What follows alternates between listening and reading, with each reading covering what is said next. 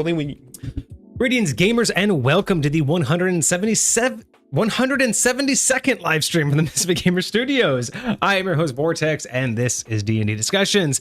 As always, on Monday, we have a homebrew review for you from the community. We have Cart coming in with a barbarian subclass, so we are going to get to that just in a second. We have one quick update, and then we'll get to it. All right, what is up? We have a little bit of brightness, but the cat is up there. Sorry about that. That's all right. That's all right. We out here chilling. The sun will go down as we go. It'll be fine, or the cat will want to leave. One thing or the other. They're out here vibing. I love it. All right, all right. Main update that I have though is the community stream, which will be this Friday.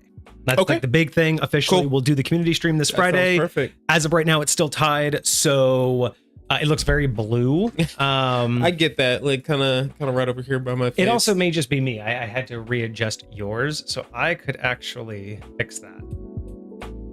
In the color, not the mood. Thank you. At least it's not the mood. A little orange. There, that a little bit better. Let's see. Is that a little bit better than the blue? Is that better? Does it look more gray? We got a lot of light coming from the window right now, so there we go. That's gonna mess up a little bit, but that looks a little bit better. I think so. That's not bad. That's not bad. I like it. All right. So love it. As of right now, the community stream is still tied. Subletting subclasses and critical cocktail. So most likely what we will do is do a subletting subclass and maybe do a tie-in cocktail with it to kind of satisfy both sides of it. Cool. I think that's doable. I think it's doable as well. Maybe what we'll do is instead of tying a cocktail to the character, because it's like critical cocktails where we have to because critical cocktails is like getting the name and then we have to craft a cocktail around it. So what if we did like a side-by-side where as we're building this one, because we have the name, like some of the abilities that it has, what if we had to do a critical cocktail for each ability? So take the ability's name and then make a cocktail off of it. Right. And then if we can, one of those we'll make at the end of it and try it on the end of the stream. Okay. So maybe that's how we'll do that. We'll layer it all in. We'll layer it all in. All right, yeah. Let me know what's going on, Soul. That's why I wanted to hit you up in Discord because I didn't want to make that. I didn't want to post that publicly. But yeah, I didn't know what was going to go happen. But I wanted to make sure that you kept your streak. So yeah, let us know what's going on, and we'll try to figure it out. All right, is that it? Is that all? I think that was the biggest update I had. We have a bunch of stuff working on the back end right now, a bunch of admin stuff, but it's gonna be a lot of fun. Nothing community facing. I think all the polls are done. Everybody likes the new setup. I think this is great for chit chat. This might also be the tangent cam in the future because it's a little bit easy. I don't know. Maybe I'll do a top and bottom tangent cam for more because sometimes the tangents are good enough for shorts. Sometimes they're not. So I don't know if a top and bottom cam or a side by side. Interesting. I don't know if maybe I'd be able to do both. So I know it would look weird for those on Twitch. But I might be able to do a thing where I have like how we have it now, but these videos or these screens are like shoved over just a little bit, and then on the side it's a top bottom, so that we don't lose quality. Interesting. So when I go to clip it for a short, I could have the top and bottom side. Not a bad idea. I wonder if I might be able to work on that. So we'll find out. But everyone likes the new camera setups, which is great. So I'm glad to see that. I'm glad to see that our developments are enjoyed. So I can take that away. And we got some massive votes on that too. I think we got like 30 votes total, like across all of them. That's amazing. Yeah, like pretty good. And we got some votes on all of the emotes. That was nice. Seeing what the top emotes were. Oh, we did another emote vote? No, that one was the same old one. Just that one's just been in there for there. Hey, there we go, Soul. Again. Thank you so much for the 7 months. Wild. Thank you, brother. 7 months in a row. Fantastic. There you go. Congrats. All right. Well, we got that fixed. Thank you so much. Previously set for 7 months. Absolute insanity. Can't even imagine that we've had it's crazy because that's exactly how long we've been able to be subbed for. Like it's still It's one of those weird things. Sometimes Yeah. I just forget like how long it took us to get there. We've only had that since August of last year. Like quite literally, it's only been for 7 months that we've even made Had that affiliate, possibility. That's so and that crazy, people man. can do that. Oh yeah, I don't know, man. Where does the time go? Week by week, it just seems God to bless disappear America so quickly. so godforsakenly quick. Like it's already almost freaking summer, dude. Yeah, Like you got like what, a month to go left? yeah, something like that. It's I don't want to think about that. Oh yeah, fair enough. All right, so I think that's everything. Unless you had anything for the folks, I think we are all good. No, I think we're Gucci, man. That sounds great. Nothing to report from TikTok or YouTube. I mean, other than new episodes are posting every single week on YouTube. New shorts are being posted whenever I can make them. So, check them out. Subscribe if you aren't. And yeah, let me know how I'm doing, because I have no idea what I'm doing. I'm just I'm just poking buttons. I like it. I like it a lot.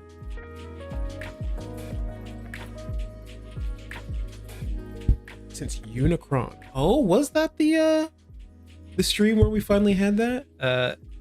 It's Unicron been stream? 7 months since Unicron. Oh, interesting. Yay, you have all your emotes back. Woo, woo, woo, woo. Nice. Slay my friend. Gotta have it. Gotta have it. Gotta love the emotes. All right, so everything's good here. Okay, yeah, everything's good there. All right, so are we ready for this? Y'all ready for this? I mean, cards in chat, man. All right, Cart, you here? You ready for this review? I guess we don't have to kill any more time. Last you remember the submission I said was kind of before Found Your Mark. It was one of the old first creations. Okay, so this was a little bit before Got the Groove. Okay, that's fine. Soul says, let's get Primal in here. All right. Let's Love it. I like the idea of a primal barbarian. Because you think of rage, you think of you have animalistic things, but just like this primal, carnal, almost like savage instinct. I think it's very cool. Yeah. I am down with it. All right, quick YouTube intro, and then we'll begin, I guess. Because I guess we don't want.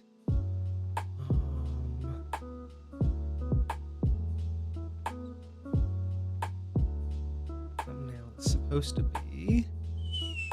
Do we even have a thumbnail for Homebrew Review right now? Yes, we do. We do have a thumbnail for Homebrew Review.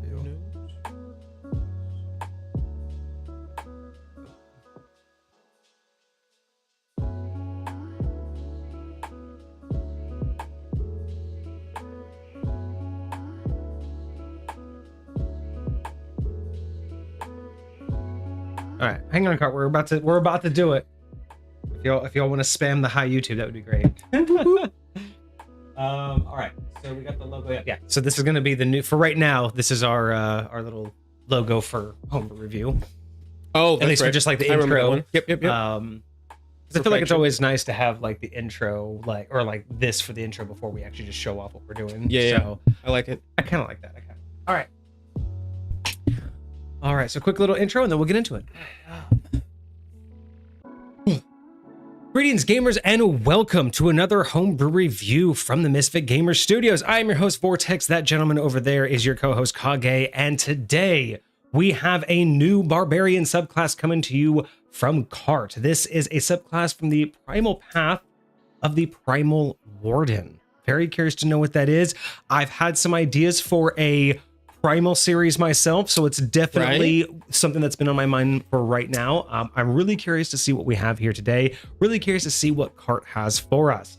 So, without further ado, we shall begin. Friendship again. Awesome! Wild. Wow, More hype. Look at more this. hype because we got another subscription from Hecate. Thank you so much. 9 months in a row. Oh, I guess Wild. Hecate may have been the longer one. So I guess with Hecate, that may have been how long we've had subscriptions for. If Hecate's been there since day one or Goodness. since month Now, one. what happens if you get multiple subscriptions like at the same time? Like, I think they stack. I think they'll just stack Okay. infinitely. It's either that, yeah, because it's either that or you can get the up tier. All right, so I was supposed to hit that button instead. There we go. That was the button I was supposed to hit. Click over. All right, perfect. intro's done, so now we can begin. Thank you so much. Let me get that second going. I wonder what you would think about subletting these type of subclasses, like submitted ones instead of like the standard ones. Because I mean, it's theoretically the same idea. It's just how would you take this? Baba Kiss, wow, where is Baba Kiss? Oh, that was Soul gifting Baba Kiss a sub. Thank you, Soul, for gifting some subs out there. We appreciate you. Dude, Soul, you out here hooking it up. Keeping it that hype train going. I appreciate it. Let's go. Do it. The only hesitation I have is the reason why I find the sublet and subclasses so intriguing is because we're taking what's already accepted and expanding upon it. Sure. If we do it for the homebrew, I feel like it's just homebrew on homebrew. Whereas at least with something like Echo Knight, that's fair enough. That is something people are playing. Yeah. I feel like the niche of sublet and subclasses is if someone's played the Echo Knight, because that's what people are really playing. Mm-hmm. And we say we have an Echo Assassin, you're more likely to be like, I love the Echo Knight. Why not a DM? Can I try this? Sure. You're much more likely to do it when it's a spin-off of something you know. Whereas if we spin it off of this, how likely is someone going to not only find this, but you know what I mean? Like, exactly. But then have to think about, is this its own brand new homebrew? Whereas at least with the Echo Knight, you have a way to be like, it's the same thing, right? It's just... its history is the same, its lore is the same, all that stuff. Yeah. So maybe over time, I could see over time, but for right now, I think focusing on traditional subclasses is kind of where it's at. Watch the right of your head. You have some means right next to you. There they go. There's some more mean. Oh, are you gonna jump down, bud? Oh, hi. Nope. You gonna come just stretching. Say what's up? All right, excellent. You beat Pixie and gifted subs. Nice. Oh, we have one more. We could if anybody wants. Oh, look at that hype trade leveled. Oh, woo-hoo! There it is. 100. Hecate gifted a sub to Disco. Thank you so much. Was that a kitty cat? That was. You know what? If we're just chilling out here for a second, we did the intro. We'll go past all of this. We'll bring it back. Yeah, my kitty cat is hanging out above Kage right now, deciding if he wants to leave or hang out with us a little bit longer. Yep, he's just hanging out. He's on a little window platform just above Kage that we have set up just for him to hang out at the window. And he just happens to be here right now. Are you gonna jump down, bud? You want to leave? You gonna hang out? He's fine. Okay. Beautiful. Thank you guys so much for the level 2 hype. That's the first time we've ever had a hype trade. Let's go. We got it. I love that. Oh, no, he's cleaning. Okay. Keep waiting for him to jump down. Like something's gonna happen. Watch, as soon as we get back into it, he's gonna be like, I'm leaving. Let me out of here. Goodness gracious. I love it. All right. Let's get back to it. We did the intro. All right. Asshole. All right, hang on. There he went. Yeah, he's on for a split second. Oh, lash that tail, buddy. Say hi to the friends.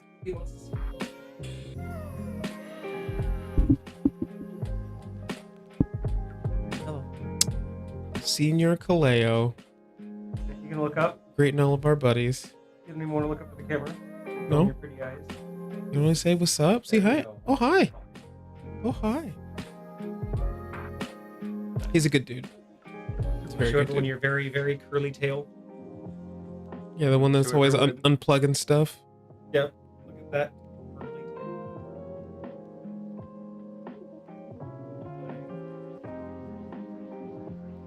Beep, beep. All right. We can leave now. He's like, you paraded me around enough. Give the people what they want. Scoochie, scoochie.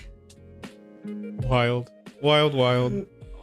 All right. Thank you all so much for the subs. I really do appreciate all of you out there. You guys are awesome. We have a review to get to, everybody. Oh my gosh, what is going on, you people? What just happened? Soul coming in with what? Bro. 5 gifted subs. Soul, what is happening? You out here blowing it up in the chat, my dude. Gifted subs. What are you doing? Wow. You guys are just. I think we have more subscribers than we have viewers right now. God bless America, dude. That's wild. So who just got Arctic? We'll just say Arctic Wolf, Hoilepa, Nishishima, Dat Skinny Tofu, and the Silent Servant all just got subscriptions. Don't, Soul, don't. You don't need to be putting your money here. Goodness gracious. Don't do it, Soul. You're fine. You're good. And we're just gonna snooze that. Don't do it, Soul. You don't need to spend your money on us. I appreciate you so much for that, but save your money. Save your money. Put it somewhere useful. I appreciate you. But we don't need to continue doing all of that. You out here getting it. You don't need to give a gifted sub to appreciate every you. follower we have. Every single one. That's what's gonna happen. Yeah, bro. Like save that for groceries, okay? That's like a week of groceries. That is a really good number though. 333. I mean, I don't dislike the fact that that's my number, but no, stop it, no. I'm just saying. Oh Jesus! Don't no, you people 50. No, don't even. You know what? One wild out here. I appreciate enough. 50 is. I don't even like. What do you do? Like, I don't even understand. No, no. We got to get to this review. Okay. Review time. Fucking review time. Wild. Yes, please keep your money. Times are not that great for people. Do not spend your money here, please. Thank you guys. I appreciate you. So, today we have Path of the Primal Warden, barbarian subclass from Cart. So let us begin, as always, with our description. Barbarians who follow the path of the Primal Warden don't just channel their rage. They become avatars of nature's raw power. Their fury is like the howl of a storm, the roar of wildfire, or the relentless crush of the tide. These warriors are guardians of the wind, embodying its ferocity to protect, destroy, and endure. Not all rage is chaos. Some fury is a force of nature. I like that, especially that last line. Not all rage is chaos. I do appreciate that. It's a different direction than what I was considering with my Primal series, so that's totally fine. But that imagery, that very baseline ideology of this is not barbarian, or I don't want to say, this is not an emotional based barbarian. This is as close to what a monk and druid offspring would be, in my opinion. It's the idea of a energy that you feel, but it's not emotion. Imagine that is literally the first one of these is literally the offspring of a druid and a monk. And I can see it. Just like it's the idea of like channeling that energy, but like having that energy come from nature. It's like a different understanding of your of the key points. It's like a different understanding of your body's energy. Instead of understanding it like a flow like the monk does, but instead of having a conversation with the greater energies of nature, it's almost like you had both of those combined and you had a conversation with your own energy. You had a conversation with the energy that fuels you. And instead of treating it like a flow, you treated it more like a switch. Like a conversation that you can just activate. Interesting. I like this though. I like the imagery though. I like the idea that we're pushing into a untapped potential and not so much an emotion or just a rush of energy. Real quick, I want to shut his window now. Oh, that's fair. That is fair. Oh yeah. Instantly better for the camera. All right. So, Perfection. Elemental barbarian. Interesting. I can understand that. Elemental barbarian vibes. Oh boy. Okay. There we go. Level 3 hype train. Thank you all so much. You guys are amazing. Wait, hype chest? What's a hype chest? A gift for you. I get an emote. Apparently we get a new emote, y'all. Yeah? What is this? Or I get an. How do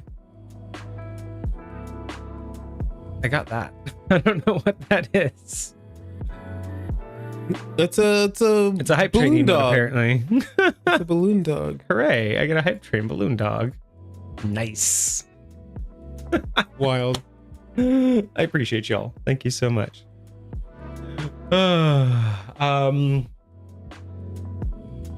It's so adorable. Yeah, it's cute. Wait, do we get another one for? Oh, wait, we did it. Thanks for all of the support, everybody. 12 out of 10 subs today. Oh my gosh, that's so cool. Hooray! I appreciate you. Let me get back to this. Okay, so we have a really nice setup here. I'm really excited to see what else we get from this. So, starting with 3rd level, we get Nature's Wrath. Now, when you enter your rage, choose one of the following primal aspects to embody. This choice lasts for the duration of your rage. Storm's Fury. Your movement speed is increased by 10 feet. When you move at least 10 feet straight. When you move, let me just restart all that one. So Storm's Fury. Your movement speed increases by 10 feet.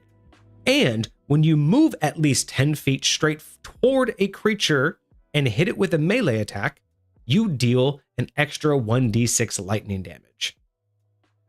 So you get an extra 10 feet, and as long as you move at least 10 feet, you deal lightning damage. I mean, I'm sorry, I just cannot get the imagery out of my head of that 10 feet is like you shuffling your feet across the floor. Slap with some static charge. I'm sorry, I can't imagine just you going towards an enemy and just wild slap. You see, it's crazy because like I imagine like almost like a lightning bolt punch. Like I'm like rearing back and just boom, like instantly, like teleporting almost like into your face from like 10 feet away. How Thor does it as he walks up and spins to like charge it up and then just slaps you with it when it's all done. Yep. That's wild. Okay. Wildfire's Embrace. When a creature within 5 feet hits you with an attack, they take fire damage equal to your rage damage bonus. So it's a retaliatory fire. Now, what is the rage damage bonus? Generally, it starts at a +2, but I think it gets all the way up to a +4 by the time you're. So it's not a die roll. It's a static bonus. That's cool. Right. So it's just kind of like a retaliatory fire. Mm-hmm. Interesting. I'm okay. I'm gonna save my. Sure. I'm definitely now getting more elemental vibes, which is not the way I was thinking this was going. Right. This is a little bit more broader than I was expecting. But let's look at the last one. Tide's Grasp. I guess we did get that in the description, though. Everything from the roaring wildfire to the crushing tides to a howling storm. Sure. All right, Tide's Grasp. You gain advantage on.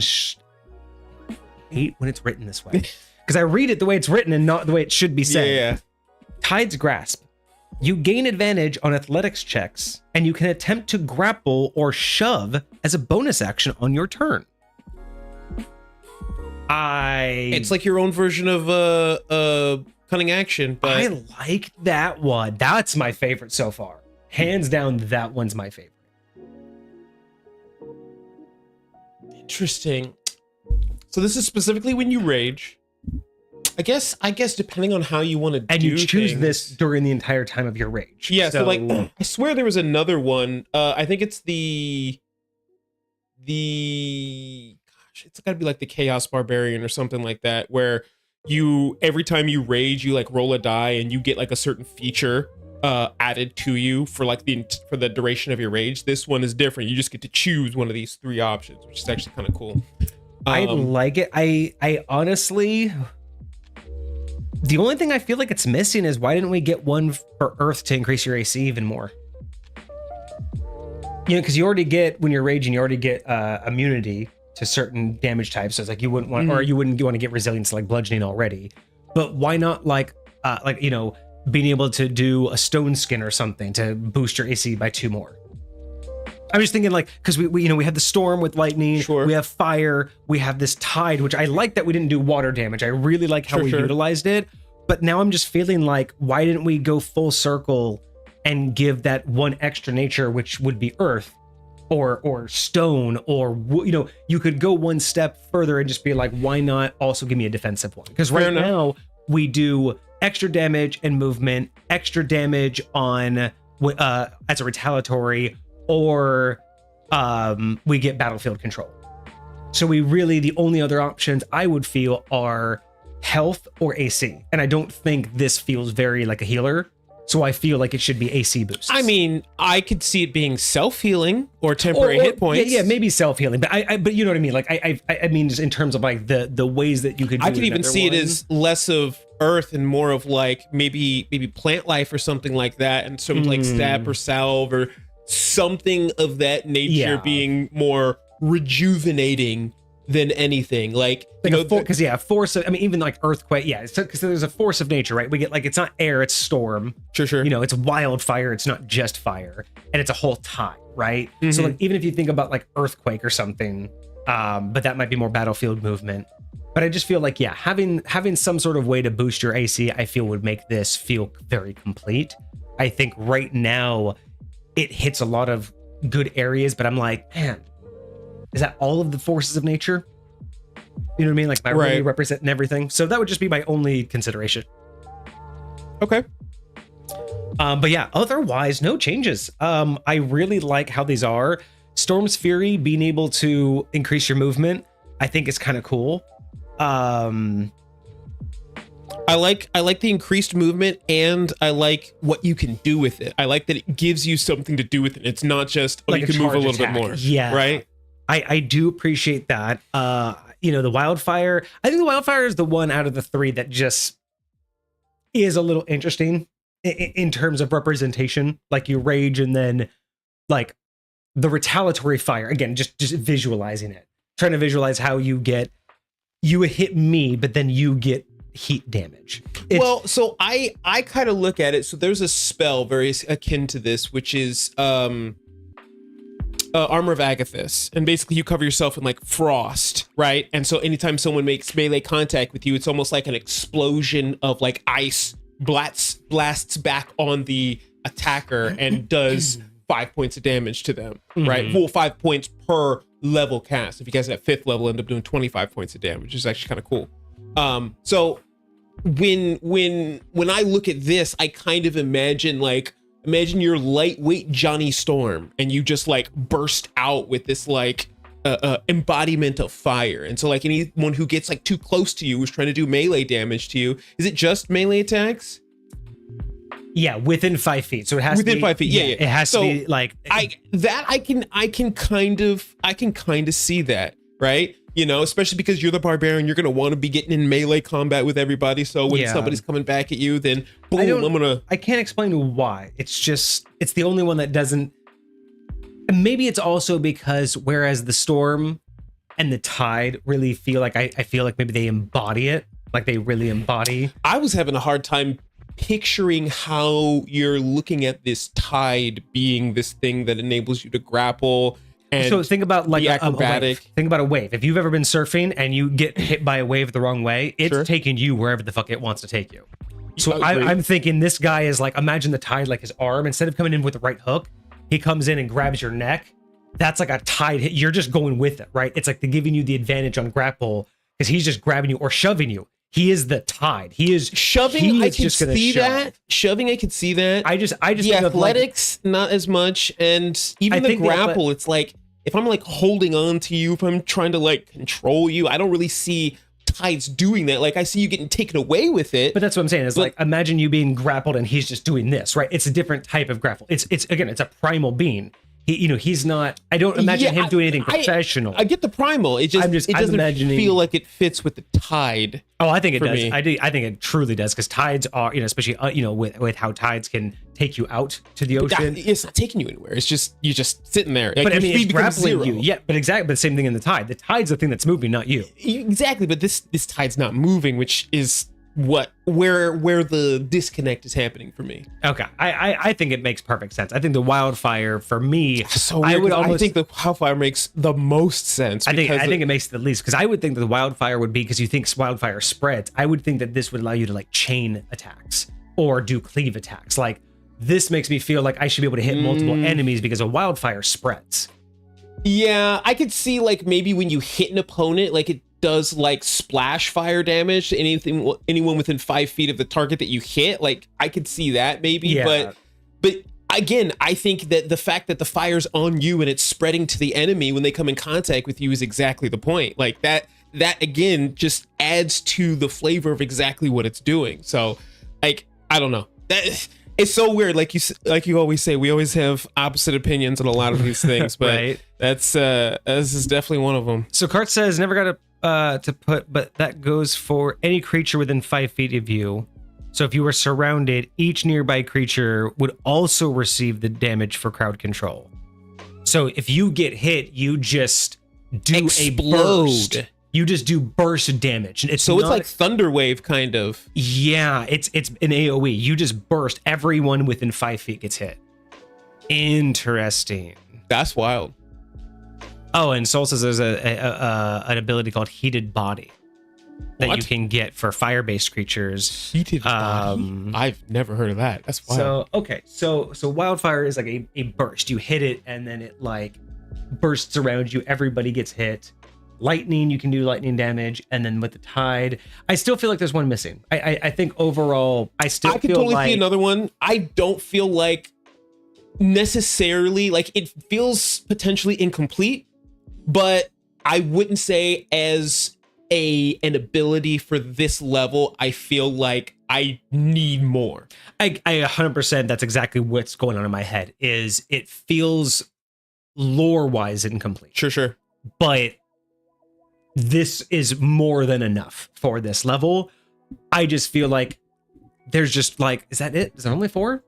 Is there's just not like another part of nature, and maybe that's Sure. just the way that I would have approached it. But yeah, no real changes. None of these I think are wrong for 5th edition. I don't think any of them are too overpowered. Even seeing the splash damage, even when a creature within 5 feet of you hits you with attack, because yeah, it says they take fire damage, but it should say Anyone within 5 feet of you. yeah, it should read when you take damage from a melee attack from an enemy within 5 feet, then you burst attack, because it should be burst damage. Well, is 5th edition have burst damage?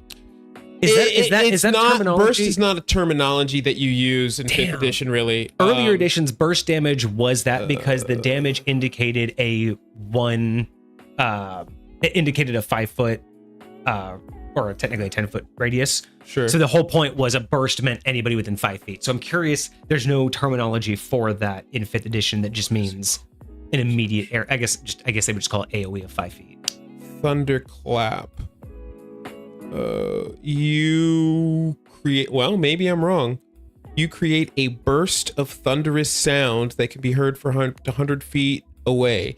Each creature within range, 5 feet, other than you must make a Constitution saving throw or take 1d6 thunder damage. So that's Thunderclap. So it's very similar. Okay. That's what I'm getting from this. Is it's like anyone within 5. Now, theoretically,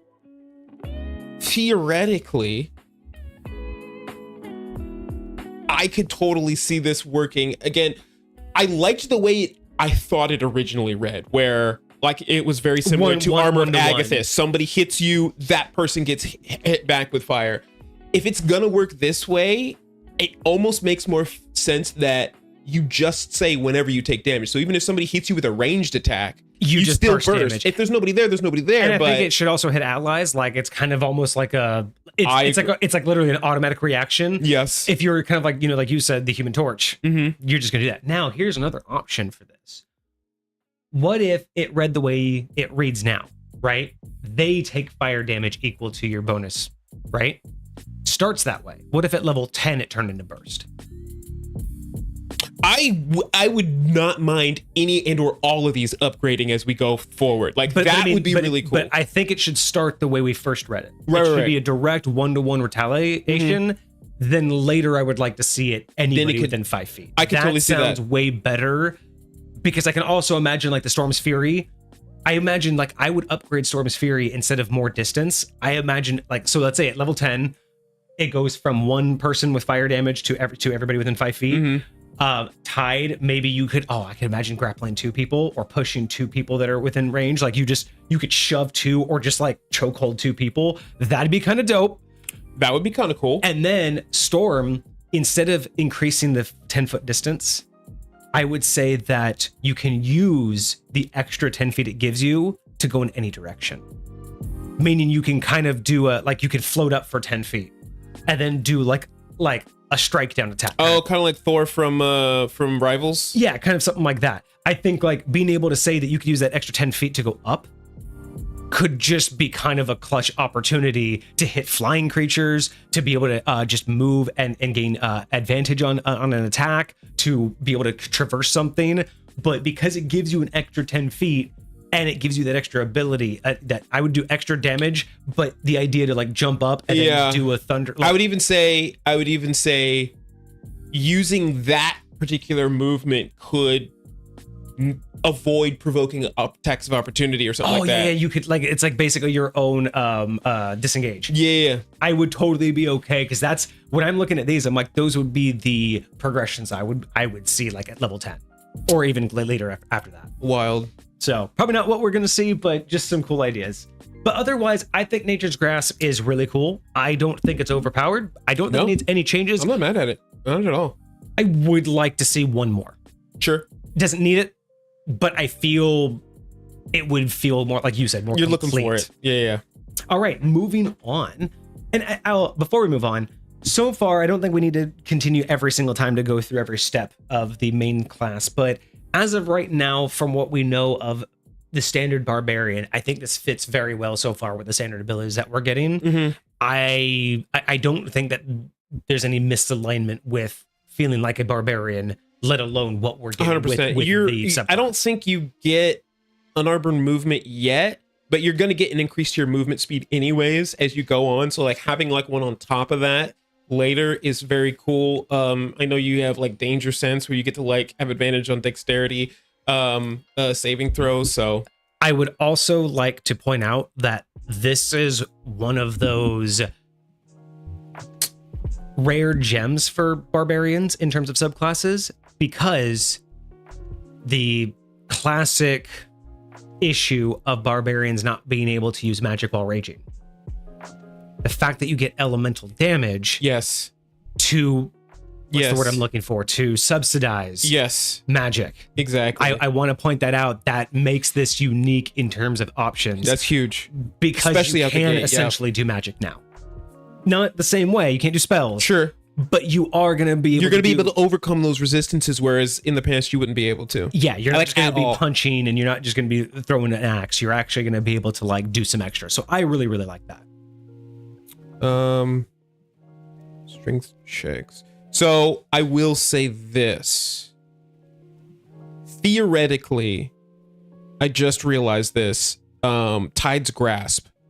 The advantage on athletics checks, that is built into the Barbarian Rage as part of their base class. So when you get Rage, you have advantage on any strength checks and strength saving throws while you're raging, period. Okay, so that doesn't even need to be at. That includes athletics. So that checks, just doesn't even need to be in. yeah. Okay, so Like, we can you- just remove that. I mean, you could say like you get like maybe an extra D4 or something on it. Yeah. Like if you want to like actually give it something from the class. But remember, Tide's Grasp is technically it's giving you the grapple and shove as a bonus action. It's giving you your that's more that's actions. one of the things. But like, I believe that they wrote it in here to make it feel like you're getting this and that.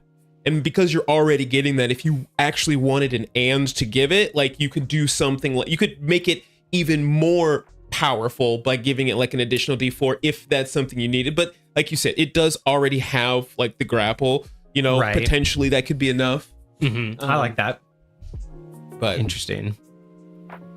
Yeah, I'm liking this primal feel though. I'm liking like the primal energies feel for this.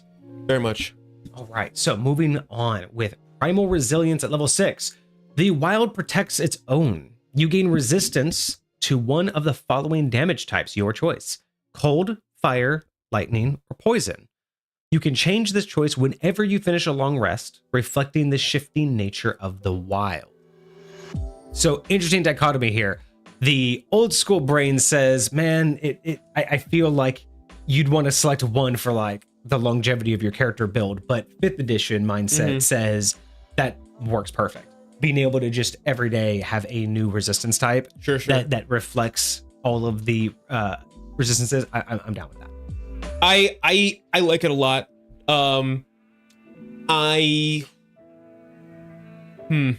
So I might have tied this to your rage, because right now the way this reads, it says you're resistant to it all the time. Yes. You're only resistant to your bludgeoning and all that kind of damage when you are raging. Gotcha. So because of that, I would be like, you can choose this when you rage. Gotcha. Like you get to choose which one of these you're resistant to or whatever, something like that. Or it applies when you're raging. So you choose it at every long rest, but it applies when you're raging. You can do that too. So while raging, you become resistant to one of these. Yeah. Okay. I would be okay with that. I think it makes sense to say that because it's a barbarian class and all of your stuff is tied to that. And it would probably be at level 6, it would probably be too much to say that you get resistances. Because I think you theoretically have certain races that started off at level 1 having full-on resistances to certain things. Like, would it be too much to say? I think it would be too much at level 6 at least to say you choose one every day, you're resistant to it, but when raging you become immune to it. Oh. Would that be too much at level 6? Because that actually doesn't sound too bad, right? So it's like I choose lightning, I'm resistant to lightning all day. Actually, but only when that. I'm raging. I kind of don't mind that. Because then it's just that one time. And then it kind of like gives you like a latent aura of whatever that is. Just what if we got rid of poison and at the primal resistant or the primal resilience is you can choose one of these to be resistant through while not raging. And then while raging, you become immune to the one of your choosing. So if you do Storm's Fury, you would become immune to lightning. If you chose Wildfire, you become immune to fire while raging. But then just the primal resilience is just during the day when you're not raging, you go back to whichever one you chose that day. Oh, I see what you're saying. Or let's go one step further. Let's tie it all to the rage. Primal resilience. When you stop raging, you become resistant to whichever ability you last raged with. And when raging, you get immunity. Got you. So like when I choose Storm Fury, I'm immune while I'm raging. But then after that, until I rage again, I have resistance to electricity or lightning. And then let's say next time I rage, I choose Wildfire. Then I'm now immune to Wildfire. Once you finish a long rest, you get to choose what you start with, so you don't have to randomly rage at the beginning. I am okay with that. So that would be kind of cool because I feel like the rage should override it. And make you immune to whichever one you chose, because that feels like, because I don't want you to choose Wildfire but be immune to electricity. That feels almost too because much. It's like imagine like you were raging and you like balled out and like all this electrical energy, and then like after you're done raging, you just get the little crackles of like you embodied it to the point to where it's like, why should it hurt you? Or at least you're resistant to it because you just embodied it. You literally became it. I like that idea. And then again, the primal resilience, I do like having resistance standard throughout the day, but I really do think that your rage should not only override it, but then, like you said, until you rest, you can adjust it on a rest, but your rage is the other adjustment. Sure. Yeah. And you, after that, like you don't get to choose like after your rage, like maybe unless you long rest. Only when you long rest can you choose. Yeah. And I think that makes perfect sense because it's tied to the idea that when you rage, again, normally you're flooded with emotion, you can't think. In this case, you're flooded with that energy. It's not like you're going to revert back to the others. You know what I mean? You just got flooded with it. Now you're over. Now you've just been either now or later when you level up. I wouldn't be mad at like when you take a short rest, being able to like meditate and change it if you really wanted to. I'm okay with upgrading it to a short rest later. Totally fine with me. Okay. Yeah, that would be cool. I think that these two things work really well together. I love the synergy of this so far. It's beautiful. I think poison feels a little bit like an unnecessary add-on. I think especially because there's nothing involved. Like if there was a fourth one, maybe poison. Yeah, but I think these two should be consistent. Sure. Fire, lightning, I agree with that. And cold. I agree with that. Make perfect sense. But otherwise, yeah, I'm liking what we're seeing here. So let's move on to the elemental ferocity, level 10. Your connection to primal forces grows stronger. While raging, you can unleash bursts of elemental fury. When you enter rage, you can choose to emit an aura of primal energy on a 10-foot radius, based on your current Nature's Wrath choice. So, if you choose Storm's Fury, creatures of your choice within the aura take 2d6 lightning damage at the start of their turn. Okay. Wildfire's Embrace. Your aura sheds bright light on a 15-foot radius. Creatures that... Ooh, I like that 15-foot radius light. Creatures that start their turn within the aura take 1d6 fire damage if they've damaged you since the last turn. So it's not just... It's light, but if they damaged you last turn, it will hurt them. But it only hurts them if they damaged you. So it doesn't just hurt anybody. That's interesting. That's very interesting. And then Tide's Grasp, the ground within your aura becomes difficult terrain for enemies, and creatures you grapple are considered restrained instead of just grappled. You can activate this aura once per rage. That one's a little bit more interesting. How long does the aura last for? When you while raging, you can unleash these furies. When you rage, you can choose to emit the aura for the duration of your rage. So you get one per rage. So you activate it once, and then it looks like it just lasts while you're raging. So it's basically like, why wouldn't you have this on? So like when you rage, you turn this on too. You are. You basically are. As soon as you rage, you choose one of the.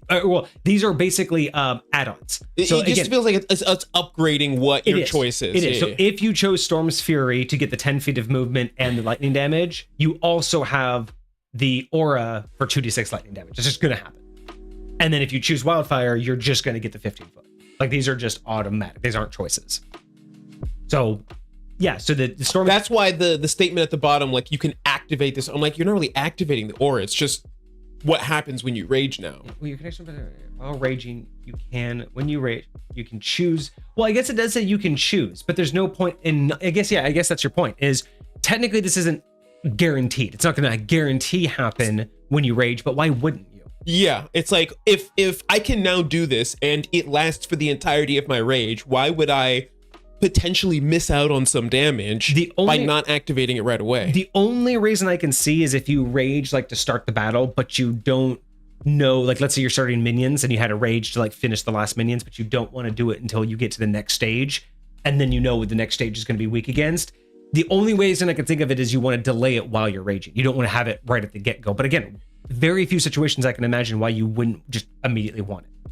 Yeah, like even still, like, because if I rage now and then I want to use this later when I get somewhere else, if I have to use a different rage later, I can do this during that rage. Yeah, so you know what I mean? I would say just remove. I would just say that this is just while raging, you unleash bursts of elemental fury. When you enter rage, the following effects take place based on what you choose, and this just happens. You just have a.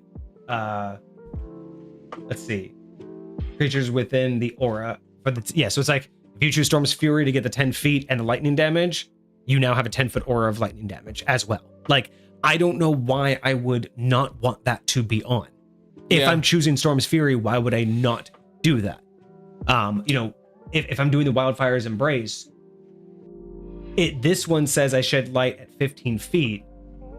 Like, I guess the difference is does this override the other? Because before, Wildfire would, burst. This is what I've been thinking about this whole time, is like, how do these things work in tandem with each other? Imagine I can do both and. Imagine the second I activate Storm's Fury, I have both of these out. Or at any point in time during Storm's Fury, I have both of these out. If I'm charging towards you for my 10 feet for my electric fist, right? To like do whatever additional lightning damage, am I bringing my aura with me? And is everything around me, like if I did have 4 people in my aura, but now I want to go melee hit you, am I gonna move people that were in my aura out of my aura, or am I gonna? The aura to me is always centered on you. So if you move it 100% is. Yeah. And so I would think that if you move 10 feet to someone, but someone else leaves it because it's at the start of their turn, they take the damage. Correct. So if you leave someone's space before the start of their turn, they're not going to take the aura damage anymore. Mm-hmm. And I'd be okay with that. It's just, I'm just trying to understand, if I were to be Storm's Fury to get the extra 10 feet and the lightning damage, when and where, like, why would I not do this unless it replaces that ability? If I activate this aura, do I lose my 10 feet of movement and my 1d6 lightning damage if I move 10 feet? And do I only have the aura? And if that's the case, I'd like the verbiage to say that a little bit clearer. As in, when you activate this, you replace the ability. But to me, it sounds like it's an add-on. And if it's an add-on, that's what it should be. It should just be that these things are now happening when you rage. I'm also thinking about, again, if both of these are up at the same time, Wildfire's Embrace, like what that would look like in tandem with each other. Whenever somebody gets melee damage, there's this explosion of fire, right? And then whoever triggered that melee damage is going to take an additional d6 of fire damage when they start their turn. Next, when I start my turn. I'm kind of confused, Cart, and I think again this might just be just for how things are written. So Cart says in chat that it's supposed to be allowing you. It's supposed to say that it allows you to mix and match. So let's say you rage using Storm Fury, but then you could use your Wildfire's Embrace. But the problem, I think, the reason why we didn't see that is because of this. It says when you rage, you can choose to emit an aura based on your current nature's choice. So I thought, if you chose to Storm Fury Rage, you were locked into choosing Storm Fury Embrace. Interesting. Cart is saying that is not the case. Cart is saying, I can Storm Fury. You can mix and match. I can Storm Fury to get my 10 feet and extra lightning damage, as well as have my 15-foot fire damage. These are two individual things I can have. So, okay, it was just a typo issue on how to write it out. But the point was, the goal of this was to say that you can mix and match. And it's a cool idea. I don't know immediately how I feel about that. I agree with you, and I will get to that. But I will say, even if that's the case, if it lasts your entire rage, why wouldn't you activate it at the start? Unless you just don't know which one you want to choose. And that's the only thing I can think of. It's just the moment you're waiting to figure it out before you want to use it. So Cart says the thought process is if you decide to use Tide Grasp for the first part, and then you're helping your party holding one strong person, and you're getting hit by their minions, you can then use the elemental, the ferocity to activate Wildfire's Embrace to damage them while still holding the creature. So it's I think Cart's mentality was, it was supposed to be it's not really meant to be a cornerstone. It's meant to be in this moment, I could, almost like a reaction. I could use this extra ability I have to mix and match if the situation calls for it. But I feel that any regular player wouldn't have got into that position. I feel like when they raged, more than likely they would have chosen one right out the gate. It's very, like, because again, in what situation would one of these fighting them, you're going to go hold the guy. You really want to maximize what you can do while you're raging. Yeah, and if you were raging, why wouldn't I have done Tide's Grasp before I held the guy? Or why wasn't I already, like, you know what I mean? Like, to get to the stage where I was grappling him and then decided, I'm getting hit by the minions, why did I wait so long to use one of these? Like, was the fight just also supposed to be a walk in the park? I feel like if these are choices, I feel like I would, not completely, but I would almost never use Tide's Grasp, because the other ones have such significant damage output that it's like, it's going to be so much more valuable in the long term than, difficult terrain, especially by 10 feet, doesn't do really any. If they're already within 10 feet, difficult terrain doesn't matter. They're still going to get to you. And if they're trying to leave, they're still going to be like, difficult terrain at 10 feet does really nothing. And the creatures you grapple are considered restrained. That's kind of cool. But that's about it. Like I agree with you. I wouldn't use Tide's Grasp. And even the Wildfire's Embrace, I don't know if I would use this one because it's only creatures that start their turn within the aura and damaged you. Whereas the other one was just anybody within 5 feet. Realistically speaking, a 10-foot aura that is 2d6 lightning damage to any creature within 10 feet of me, all day long. Especially if this is a barbarian. It's just call lightning all day. Again, and imagine I did switch them, and I use Tide's Grasp for my rage and Storm's Fury for the ferocity, I have much better chance to grapple you and keep you inside my area and just have lightning and have you start your turn next to me all the time until you're dead. Yeah. I think that's maybe, and that's it. Maybe there's a little bit too much because you could just Rage as Tide and then Storm Fury, Ferocity, and then you're just holding them and lightning them the entire time. Which I mean, and then anytime someone, it could be cool. Could be cool. That's another way. If that's the direction you're gonna try and go, that's great. But again, so Cart says that's the kind of thinking that he was building this upon of it's the idea of using what matters in the moment. But here's the problem, Cart. I think while we can see these situations, and this is this is what I'm talking about, I don't think you'd ever get to this logic in game because I don't think any player would have waited. I think that's what we're getting to is the moment I rage, I can't imagine if these are my options the moment I've raged, why would I not immediately recognize which one's the most beneficial right now? Like, I can't imagine a situation I would rage and then go, wait, I may get into a situation that I need one of these. I would just immediately figure out which one is the best right here. Because if I'm raging, I'm raging for a purpose. The way I think this feels like you could use it makes me feel like, number one, you should be able to do it more than once, and it shouldn't last your whole rage. So imagine if it only, these pieces only were active for maybe 2 or 3 rounds or something like that. And you could activate them proficiency modifier number of times. And so throughout your singular rage that you chose at the beginning, you could, hey, right now, I've got you grappled. I want you restrained right now for the next turn and a half or something like that. So we can do X, Y, and Z to you. All right. Now for the next 2 turns, I want lightning damage all around me because we're in a little choke point right here. For this upcoming turn, I'm the only thing anyone can target. So they're all going to have to hit me. Maybe they're all going to take some of this wildfire damage. I think maybe if you want to be strategic like that and combine them, you should give a little bit more flexibility throughout a fight. Cart wants to know how many rages you get by level 10. Because being able to use rages for some ability points wouldn't be too bad. I feel like that's trading on key point territory. So I want to say that so you get 6 total rages you have unlimited rages by level 20. Yeah. Unlimited rage, but you get 6 of them. So here's my thinking. Because the rages are for the first part. So I'm kind of on a coin flip here. I would accept one of 2 directions.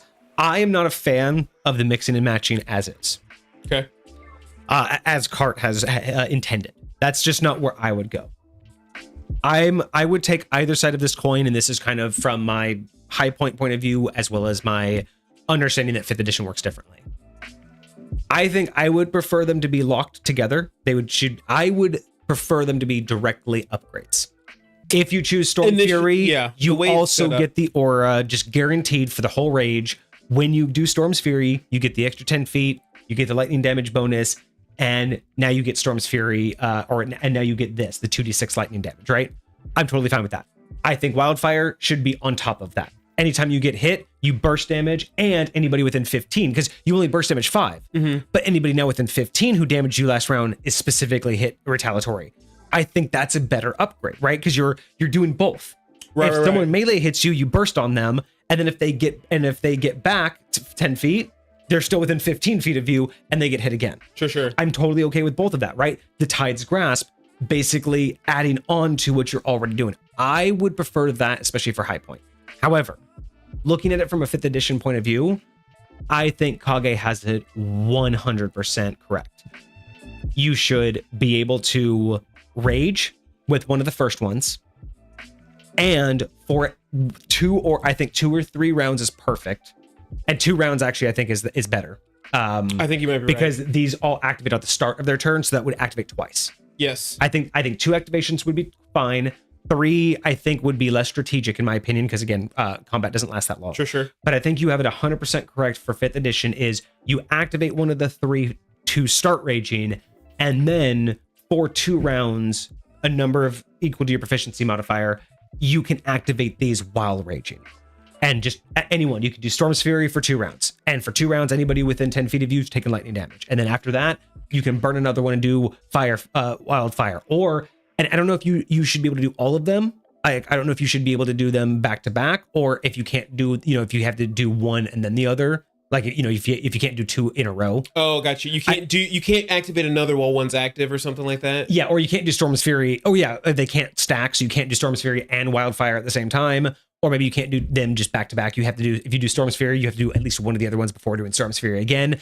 Like, oh, I see what you're saying. But I think you have it. I think for 5th edition, the best way to do this is activate. I kind of like being able to extend it longer with an additional use. Like, imagine you activate Storm's Fury and it's gonna end next turn, so I'm gonna activate it again, or I'm gonna extend its use by expending another use, so it goes on for another 2 turns or whatever. And yeah, so that's what I'm kind of thinking is like, I think you have it right. While I would prefer to have them linked because that's how a High Point would do it, I think the idea of, if the idea is tacticalness, and if Kart's goal is to have this be able to be activated when needed, you have to be able to have them activate multiple times. So I don't think I know what the action economy is to activate this.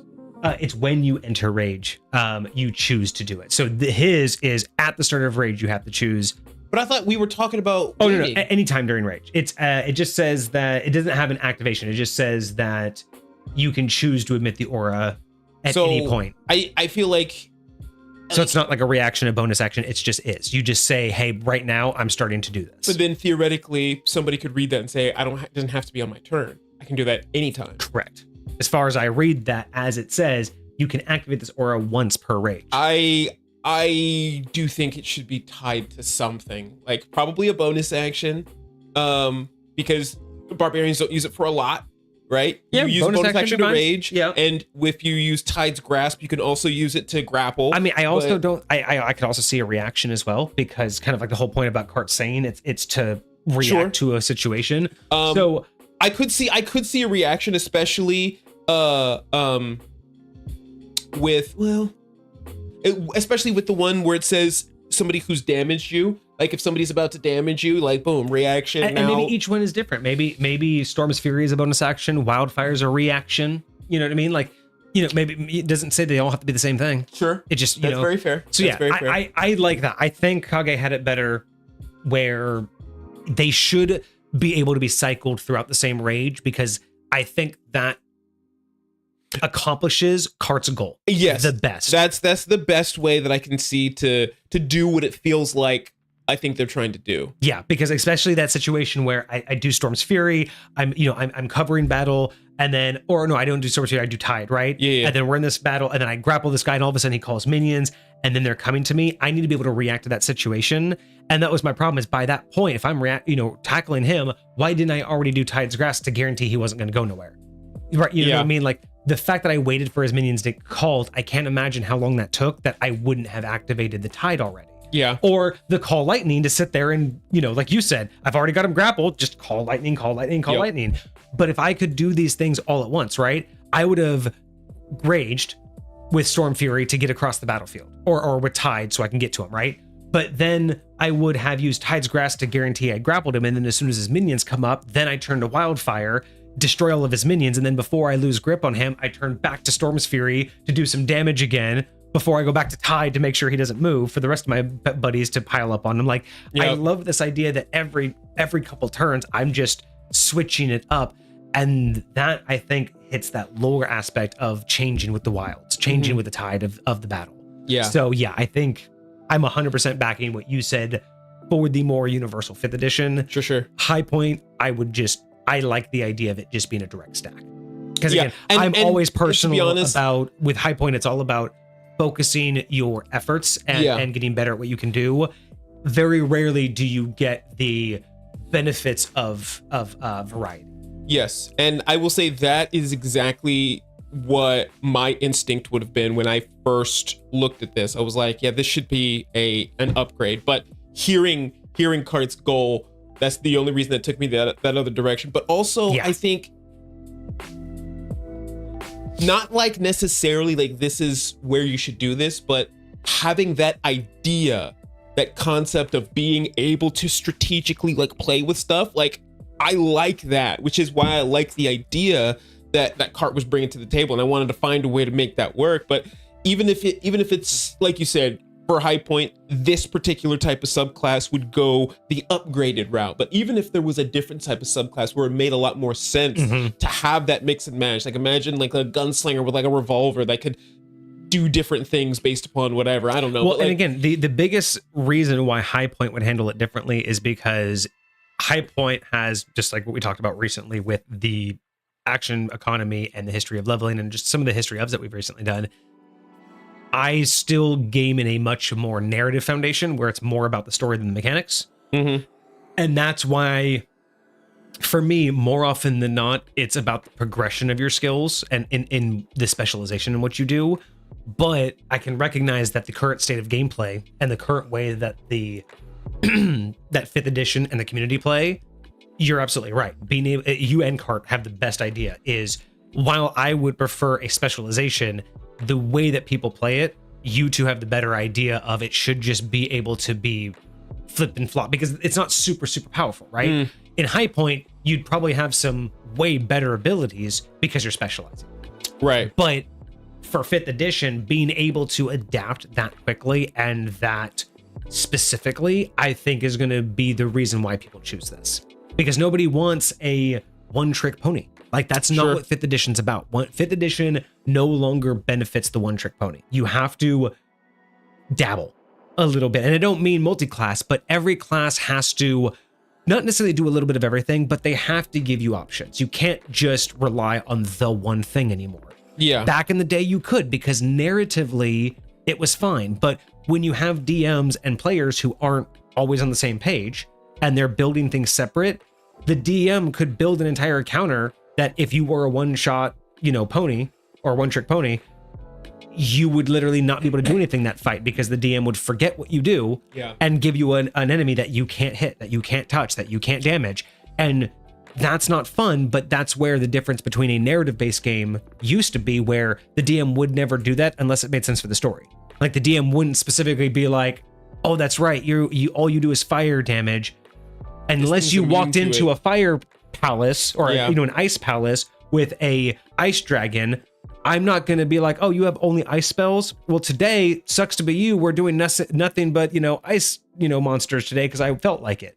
You know what I mean? Like, back in the day, you as a player would have had to choose the decisions that would lead you to fight those things and put yourself at that disadvantage. And that's where I think that's why I'm okay on being both sides of that coin. Because on one side, that's the type of gameplay I like, but on the other side, I have to give it up to how the game is normally played. And my way doesn't work for that. But the dynamicness, I'm all for it. I like that idea. And I think Cart does too. Yeah? I think Cart's here for all of the ideas. Right on. So let's move on from Elemental Ferocity to Avatar of the Wild, level 14. Okay. You have become a force of nature itself. While raging, you were immune to being charmed, frightened, paralyzed, and restrained. Oh, I got so excited. I was hoping I was going to say you're immune to your to the thing. Damn. So charmed, frightened, paralyzed, restrained. So this is interesting. I'm going to get to the next one in a second, but a force of nature, I can understand the frightened. I can understand paralyzed. Restrained and charmed, I'm a little hesitant on understanding how being a force of nature stops those. Now, granted, I could see like your tide rage would make it very difficult for you to be restrained. I totally get like context. Sure. But as a force of nature, frightened, paralyzed, I totally get like you are just beyond the effects of like shock, right? You're beyond the fight or flight. You are a force of nature. You just move. You don't react, you move. So I totally get the middle too. But charmed and restrained feel a little shoehorny. Like it feels like it makes sense because they are on the standard list of things you should get resistance to or immunity to. Well, honestly, I think being immune to being restrained that's tough. A lot of things restrain you, and restrained is such a I feel like it's really hard to get that immunity. Hard to get that immunity. So like it's not necessarily something that they should get, but like I mean, maybe the charmed is like because you're mindless, because you're such a force of nature that you have no will to bend. I feel like, you know how certain things you can't do when they're below a certain intelligence level, and it's more because they're just instinctual creatures. I feel like while you're raging, you're more, because there is another rage subclass that's literally called mindless rage, and you're immune to being Okay. frightened and charmed and stuff like that. So like, imagine this is more of like a primal thing version of that, where it's like I'm just acting up instinct. Again, with the right lore, I can get behind it. Sure. Let's see. Cart says for restrained bit, they were remembering that back when they were thinking about it, they could have had the condition restrained for things on the ground, but if you were being restrained up in the air or something of the sort, you weren't able to, because I was thinking more or less the ground itself helps you pull away from being restrained or helps you in some way. Interesting. Yeah, I think restrained. Yeah, I mean, at 14th level, it's not a, I mean, it's already later in the game, but you're right. I think that might be a lot. I honestly, like, I mean, I wouldn't even mind it if it said, I mean, I wouldn't mind it if it gave you even more immunities, like 2, but but gave you contextual base. So essentially, I wouldn't mind it if it gave you 2 per type of rage. So they give you up to 6 immunities, but it was base. So I wouldn't mind a immunity to restrained when you're tied raging. Sure. Because you are the grappler, right? You can't wrestle a wave. Like the idea, you can't grapple a wave. I would be okay with that. I would be okay with like the frightened and paralyzed if you're the storm, because you can't scare a storm. Then I would actually do well. And then the charmed, the fire, like you can't be charmed as a fire, because like I was gonna think charmed and frightened for the storm, because both of those are like the mental ones that are trying to like mess and with your mind. you can't negotiate with the storm. Yes. So I also kind of look at like you got electrical signals going through your mind and everything. And so paralyzed, restrained could be the tide. You could have charmed and frightened be the storm, and then for fire, you could I mean, you could probably easily find 2 more immunities that, I mean, you could do blinded and deafened or something like that, or I like blinded because you're emitting light. Yeah, so like that you can't get blinded. What if like you can't be forcefully moved? Because like fire, you can't push fire, like you can't physically push the flames. So like, what if you can't be unwillingly moved, so that someone can't push you, shove you, pull you? Okay. I'm not mad at that. It's kind of along the lines of the restrained. Like you can't be restrained, you can't be grappled, but when you're fire, it's like, have you ever tried to literally push a flame? It's pushing air. So I like the idea that you just can't be, you can't be blinded, and you can't be unintentionally moved or unwillingly moved. Yeah. And that way, the avatar of the wild, again, each one is contextual, and each one is the avatar that you're becoming. Yeah. So again, when it's the barbarian, everything should be tied to the raging. So instead, I would feel better instead of giving blanket immunities, each one has its own set of immunities. Cool. Because then it goes along with the tacticalness, right? Yeah. You get more of the ability to know when I'm raging, what do I need to be immune to? It's not just the element. Although I will say, especially if it's specifically tied to it, and again, I 100% agree with you, like how it works logistically, but it would be like, hey, I really want,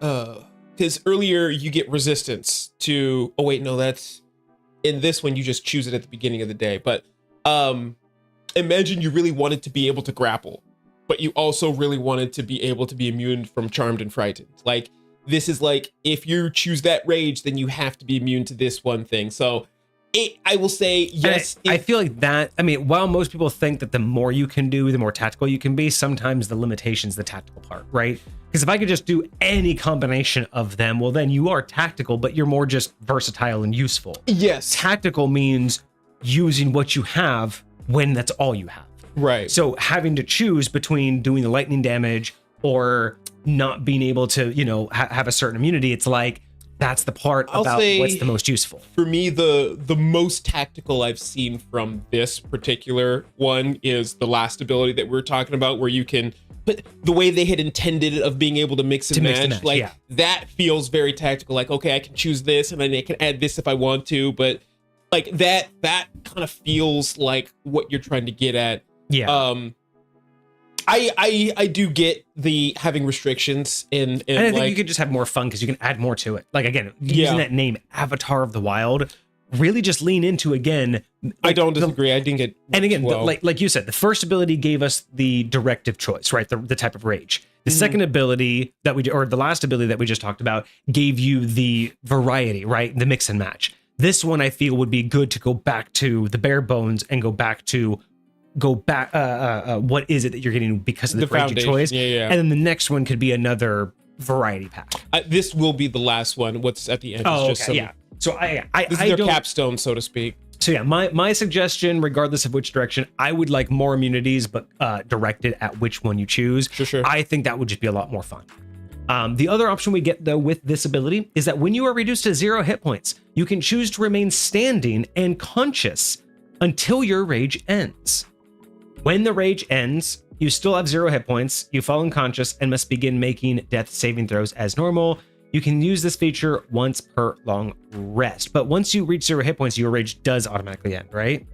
This basically overrides this. This is the. Is it like, so basically like till the end of the round or the end of this turn, you basically stay up? Until your rage would otherwise cut out. So you could potentially go on for 4 or 5 more. There's another barbarian subclass, Celestial, that has an ability called Rage Beyond Death, which basically allows you to, even if you would go down and would have like 0 hit points and everything, you stay up. You're like dead physically, but your body and your avatar of everything like keeps going and keeps hitting things and keeps just like nonstop like aggressing after whatever. So other than you choosing to end rage or like fall asleep, like what is this asking for then? When the things that will end rage is if within the past turn you didn't specifically attack anything, or within the past turn something didn't specifically attack you. So basically when the battle's over.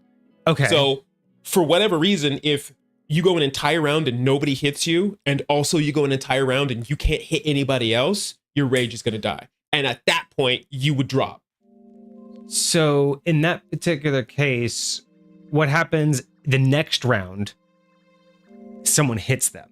Are they just undead at this point? Do they just take no more damage? Are they just literally immortal? Let me look at Rage Beyond Death. Because that's my only thing is like it says when you reduce to 0, you remain standing until rage ends. But if taking damage and going down to 0 doesn't end rage, that memeans you're immortal. That means that as long until as the I'm rage ends, swinging, you're immortal. Yes.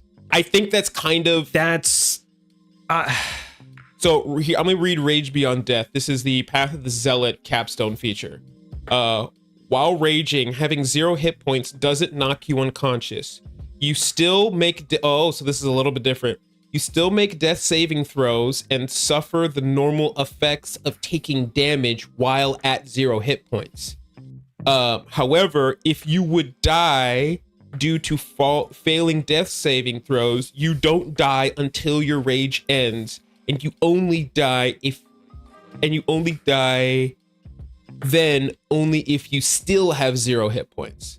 So in this case, this one doesn't stop your death save. So you basically get like 3 extra rounds of you get this one. You don't start making death saving throws until your rage ends, which means what you said is accurate. You are immortal until your rage ends. This one says you're making death saving throws as soon as you go to hit points, but you're still doing stuff. Now, see, I like that because again, there's a point where there's a trail off. You're going to go down. I will say, if you fail all your death saving throws and would die, you're gonna be dead when your rage is over. Not start making death saving throws. But you would have a portion of immortality with this one as well. Because once you fail all 3 of those death saving throws, you still don't go down. You're still raging beyond death until your rage goes down. So you're just able to put out a lot more damage at the end of your life before you die. That's kind of what this one's saying. Because I mean, I've always liked an idea of being able to push beyond, but I mean, that basically is immortality. And of course, my first thought is all of the TikTok people about like, okay, so the battle ends. I'm just going to sit next to one of my allies and punch him. And then he's going to immediately heal that free damage because I'm just going to punch him for 1 damage. I'm just going to keep punching him for 1 damage. And now I'm immortal. As long as I punch someone every hour or every, you know what I mean? Like, it's just literally every 6 seconds. But so it's like, I don't know. I'm not saying that I get it. I just, at that point, it's like, I get that there's as long as you get hit or you hit someone, you'll be up. But at that point, it's like, as long as you don't fuck up your roll, I'm you know what I mean? Like you're literally just a free damage dealer. Because like imagine like a BBEG fight, right? Like if the whole party is up and everyone's doing damage to the BBEG and you're just kind of like they're body blocking him, being like, you can't hurt me. You can't. I'm the biggest damage dealer, and I'm in front of everybody, and you can't kill me. As long as I don't fuck up a roll. You know what I mean? You can ignore me all you want, but as long as I don't fuck up a roll, I'm going to sit here. Like, you know what I mean? Like, it's very, very hard for me to be like an indefiniteness. And I know it's probably not likely. I understand that it's only for probably a couple more rounds, but I would like to see some sort of guaranteed cutoff, like some point at which you're still so far beyond your means you're done. You know what I mean? Yeah. It's just, and I know it's not easily abused, but you know me, when it comes to mechanics, when it comes to definitions and identifying these things, the simple fact that we are identifying this as immortality for all intents and purposes is where I draw the line. And that's only because regardless of who would find the loopholes, there's a loophole in the verbiage that I don't like, because I can't justify a literal immortality as long as the fight doesn't stop. So I will say, I don't know if this helps you at all. Cart did say, also gave us extra that should have been added here, that you can't do any healing. No magical healing or anything can affect the barbarian at this point. So you can't, once they're at 0, so they will go down. That's the other thing for the path of the zealot, and which is crazy to me. You do that whole rage beyond death, you fully die. And then you get healed for 1 hit point and you're alive again. That's how the rage beyond death for the zealot barbarian theoretically works. Because it says, I don't like that either. Because it says if you only die if you still have 0 hit points at the end of your rage. So as long as somebody can heal you at least a little bit, even if you've died, even if you failed all your death saves, like you don't go down. Like that is where I would 100% draw the line. Yeah, like, I don't like that either, because that's basically a get out of death free card. I would say I would extend, like, personally, I think both of them should extend it through the death saves. Like, the idea is that you're struggling to hold on to your soul, right? Like, you're literally struggling, but you just won't go down. Like, that idea of no matter what, it's like the anime where the guy's got shot 20 times and he still raises his sword, and he gets shot 20 more and he takes a step, and then he gets shot again, takes a step. It's that guy. It's the point of, you are dying. You are basically, everybody looks at you and goes, that guy's dead. You're a dead man. You are the true concept. And it could just be called dead man walking, should be the ability of what it's called. That'd be wild. But I think both of those, that one and this one, should be limited to the death saves. Because it doesn't matter which ones you roll. It's just at the end of your death saves, that's it. Your lifeline is officially cut off. I'll say this again at level 14. With this one, the way it works is when you're doing those death saves, incoming hits have the same effect they would normally have on you. They auto crit. They auto crit, and you fail 2 death saves with 1 hit. So that means if somebody has multi attack, then you're dead. I got it. I got a better one. Both for this. I think it'll be perfect for this because it makes, I think, way more sense for what Cart wants. Because Cart was saying that this is supposed to inflict, like, the elements are keeping you going, right? They're feeding you. So I got a way that we can justify that for his build, and I think a better homebrew for the other one. What if all it does is unlimits the cap of death saves? So at this point, when you reach 0 hit points, you start making death saves. Mm-hmm. As long as you don't fail 3, you will stay alive. So every round you make a death save, and as long as you haven't made 3, you're up. So all the other rules apply. It's still whenever rage ends, you go down. But imagine all it does is every round you're buying time. You're buying extra rounds of life. So as long as you're successfully rolling death saves, you never die out. But once you've hit 3 failed, then your rage automatically ends. I kind of like that. Because with Cart, the way he was saying of the elements are keeping you alive, even they only have so much power. Even they can only keep your soul attached to your body. The death saves are the idea that your body just is given up, right? You're literally, your life force is gone. I might even say this. I would add 2. No. Because if you think about it, because normally you get 3 chances to stay alive or die. But imagine if this was, as long as you are staying alive, you're up. So you're raging, and as long as you're making those death saves, there's just no end. There's no end of the death saves until you reach 3. What if you passed your last death save, your next one is made with advantage? I mean, you could do that too. I know that seems like a weird way to say it, instead of just giving advantage on death saving throws. Like, because there's only one other thing that I've seen in this game that gives advantage on death saving throws. But like, specifically, if you're trying to keep somebody up, like, you can still fail, right? But I want to make it feel like you're actually going to be able to. You're not going to survive just one round. You're not going to just be able to do one more round of damage. Well, remember, it's just an accumulative, 3 fails. So you're going to guaranteed get 3 rounds for sure. So going to 0, you're going to get 3 extra rounds of this extra life. Okay. But beyond that, so in this scenario, hits don't count as auto crits. There is no auto failing. Like, I would say that there's no auto failing the death saves at this point. It's purely up to the character. So at this point, you're still taking all that damage, or maybe you could say so much damage in one single hit will auto fail. If you take more than 20 points of damage, you will auto fail. But I like the idea that if the whole point of death saves is this battle between your life force fading out of your body, why not just unloose that cap?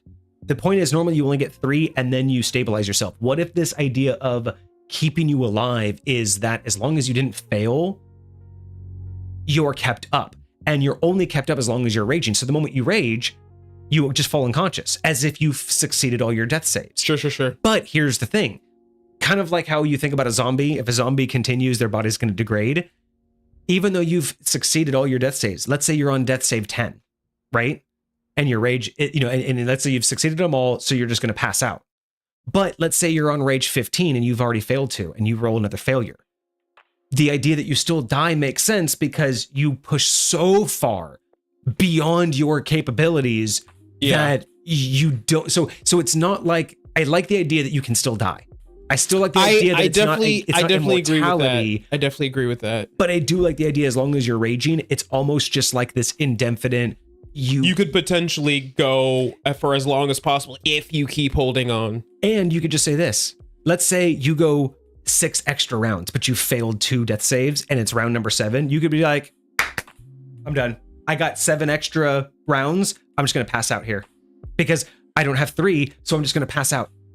So you could choose to just not technically die. You could choose not to go to death and just be like, I'm going to tap out because I've already failed twice. So I'm just not going to do another death save. I'm going to tap out here and not attack anybody. And I'm just going to pass out because I won't die. So tactically, you can stay as long as you want. I actually kind of like that. But if you need to stay up, let's say, again, let's say your healer needs 1 round to get your mage back up. Mm-hmm. And you're like, I'm sorry, guys, I need to keep the BBEG down. I'm going to go 1 more round. You risk full death. But again, you've had an extra 7 rounds that you shouldn't have. Mm-hmm. So there's this mentality of the player gets more agency with deciding when they stay up. I really do like that. I think that works well. So that would be my resolution to this, is when you reduce to 0 hit points, you can choose to remain standing while making death saves. As long as you succeed, or until you make 3 fails, you can continue raging, and for all normal purposes. Right. When you make 3, you are considered dead, or at any point you can stop raging and fall unconscious. So you give him that choice is Right. you no longer have a cap of 3, but if you fail 3 times, you are dead. Got you. So you get as many cheats to your life. You get as many extra seconds of life as you want to fight. But if you push it too far, there's a chance you could die. But at any point, you could just be like, I want to pass out now. I don't want to die. I think that's cool because, like you said, maybe you fail twice and you only get 2 extra rounds and you're like, it's not worth a third one. Mm-hmm. But maybe you get 5 extra rounds and haven't failed yet. Interesting. I think that sounds better than immortality, and I can get behind that. Yeah. Because then I can get behind the elements are keeping you alive. I can get behind this is just that for the anime moment where for all intents and purposes you should be dead. Honestly, I think that works for both of these. That's my point. Is the idea that you just have something in you that won't let you die, but if you push too hard, you will just have nothing absolutely left. So I think that's okay. I think that's where I would go with it. Let's see, what do we have in chat? So also, another bit of this is if your health cap is overreached in this time of immunity, it's instant death, particularly beyond your repair. I like that. So if you keep up and you just keep, succeeding, you still calculate how much damage you've taken. And if that damage equates to equal to your max HP, basically in the double, negative, which is normally what kills you. So I would totally agree with that too, because then it's still, if you're going against BBG that's hitting hard and can do a quarter of your damage, and you keep on staying up, he could also end you, even without the death save. I think that's the solution here. For both of these, I would just suggest remove the death saving throw cap, and you are up as long as you're succeeding. And as long as the damage you've taken doesn't double your hit points. Done. I think that is the solution. That's super cool. Super cool. I think that for any DM is the solution for what's the other one? Rage Beyond Death for the Zealot Barbarian. I think that would be my homebrew for that. I totally agree. Phenomenal. Okay, cool. And then design notes, theme, a barbarian who channels not just raw emotion, but the forces of nature itself. Playstyle, adaptable and devastating with elemental damage and battlefield control. I think we saw that. Fantasy fulfillment, perfect for players who want to feel like they're embodying the living storm, a wildfire, or a tidal wave on the battlefield. Okay, done for one of our more recent ideas. What do you guys think? I like it. There's a couple other things that I would do, maybe flavored wise, to change up Tide's Grasp a little bit too. But I mean, otherwise, I kind of like it. Like, I mean, again, with Tide's Grasp, if you didn't want the grapple mechanic, go the option of this is because like it gives you the shove as a bonus action. So I kind of just like, shove / pull, like you basically can just control someone. But as it levels up, I wouldn't mind this idea that you're basically like a one-man Red Rover, to where imagine like you could spread your arms out and then you can push up to like 3 people. So the idea is you could just like run into 3 people like and just like body slam them, and then you could push them like up to 10 feet back. So as long as they're adjacent, imagine you could do that to 2. Imagine 2 enemies are standing next to each other. Imagine you can get in between them and just rip them apart. So you can like, if 2 people are for whatever reason benefiting by being next to each other, you can force spread them and move them 10 feet in opposite directions. So now they're 40 feet away. I like the idea of being able to either like smash in or like separate out. Like, what does that remind me of? Like the wave pool at those water parks and stuff like that, where they have like really big waves that are very, very symmetrical and everything. Like that's kind of the vibes that I get from this. And imagine, so you changed it from grapple to when you do the Tide Barbarian, you're literally what's that? There's a martial arts where it's all about like redirection. You're just redirecting judo. So imagine that's what title is it's more judo face. So every time they move, like imagine in the middle. Also imagine as a bonus action when you're title raging, imagine as a bonus action you can switch, because I know that there used to be a feat, I don't know if 5th edition still has this, but you can switch spots with the enemy. So imagine that's a bonus action. You can attack them, and then as a bonus action, just switch spots like your squares. So imagine you can just do that. Like that's where, because you're the wave, right? Interesting. So you can push, you can pull, you can do multiple enemies. Imagine switching spots and then pushing them. Like imagine they got your back to a cliff, you switch spots. You do that. Boom, because you're a wave. No one can handle, like, have you ever tried to tackle a wave? It goes right around you and pushes you around. You know what I'm saying? Like, I think those would be alternatives to grapple, is more battlefield control. Because when I think of, like, I think the Storm Fury was cool. I think the Wildfire made sense too. But the more we read about this, the Tide, I'm just like, it should be moving people around more. It shouldn't be keeping people steady. it should be like, I mean, anybody who's gone to the beach and played in the waves, this thing should just be throwing you around and making you disoriented, right? Like you're facing this way suddenly, you're upside down all of a sudden. Next thing you know, you're 50 feet away from the, you know, the beach because it just took you out from a tide. Like, so just imagine that. Just suddenly you go in, attack an enemy, and then he's just somewhere else, and he's just like, wait, now who am I? You know what I mean? Like, I like this idea of just battlefield disorientation. Wherever you go, the enemies just literally move. I do kind of vibe with that. And I think that works well with a barbarian too, like especially like a primal barbarian. Like I think that could be a very, very cool way to look at that. Yeah. So overall, I love this idea. I love the lore behind it. I think that this is a really niche area for barbarian. I think this unlocks a lot of potential for elemental damage and spell type damage while they're raging, and gives a lot of unique roleplay aspects as well. The idea of embodying these forces of nature. But I will say that overall, as is, while it is nice and neat and works exactly as is, I would like to see some upgrades and some modifications to bring out some of the more tacticalness of it, you know, being able to be more variety over time. Sure. And while I still agree that I would not be upset with another avenue, now that I've seen it all encompassing, it definitely does not need any more elemental abilities. Got you. But now I almost want to see a sister barbarian class that has the other side of this coin. So a barbarian class that has like 3 different versions, like we were talking about an earthbound one. Oh, got so maybe you. one that's earthquake, that's maybe thunder damage that deafens people or something like that. Yeah, well, because I'm trying to think of like this one has like storms, wildfires, and tides. So now I'm trying to think of like, so earthquakes and tides, because those are like the natural things, right? So what else is like what is akin to a storm? I'm trying to think of, you know, like if earth and tide, like, you know, earthquake and tide are like, you know, the same concept.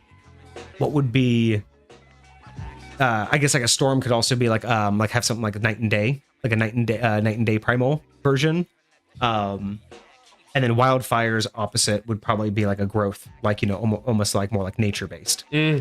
So you could do one that's like earthquake, nature, and like moon or sun based, like has like a moon sun phase. So I think like, again, another alternative, because I think you could add more for lore, but I don't think it needs to be in one all encompassing class. Sure. So yeah, really cool. Definitely points for the lore, definitely points for creativity, but there are a bunch of things that I would change, and I'm not going to take any points away for the fact that I would do the upgrades versus the add-ons. Sure.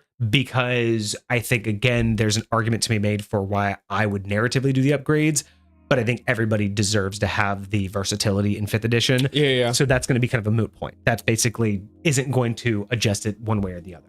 So it does need quite a bit of change, though, for me. So I think it's going to get a 7. I think it's pretty solid, has a great direction.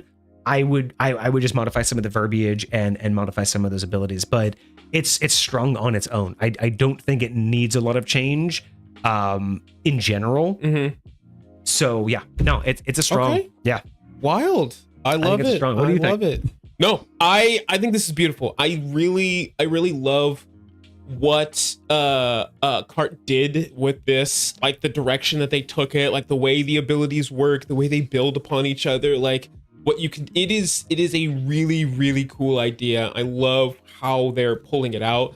You know, there's a couple of I don't want to say recycled abilities, but like, you know, stuff that I've seen before, but there's also a lot of like ways that those things are implemented that it's brand new and very, like, I would love to see done. Like just the we were talking about the strategicness of the how you can use those different abilities together, like and mix and match. Like, I love that idea. And like, again, even if it's not in a barbarian, like putting that stuff together in different classes in different ways, I think is truly phenomenal. So no, I'm super hypey for this. Like, this is a very cool build.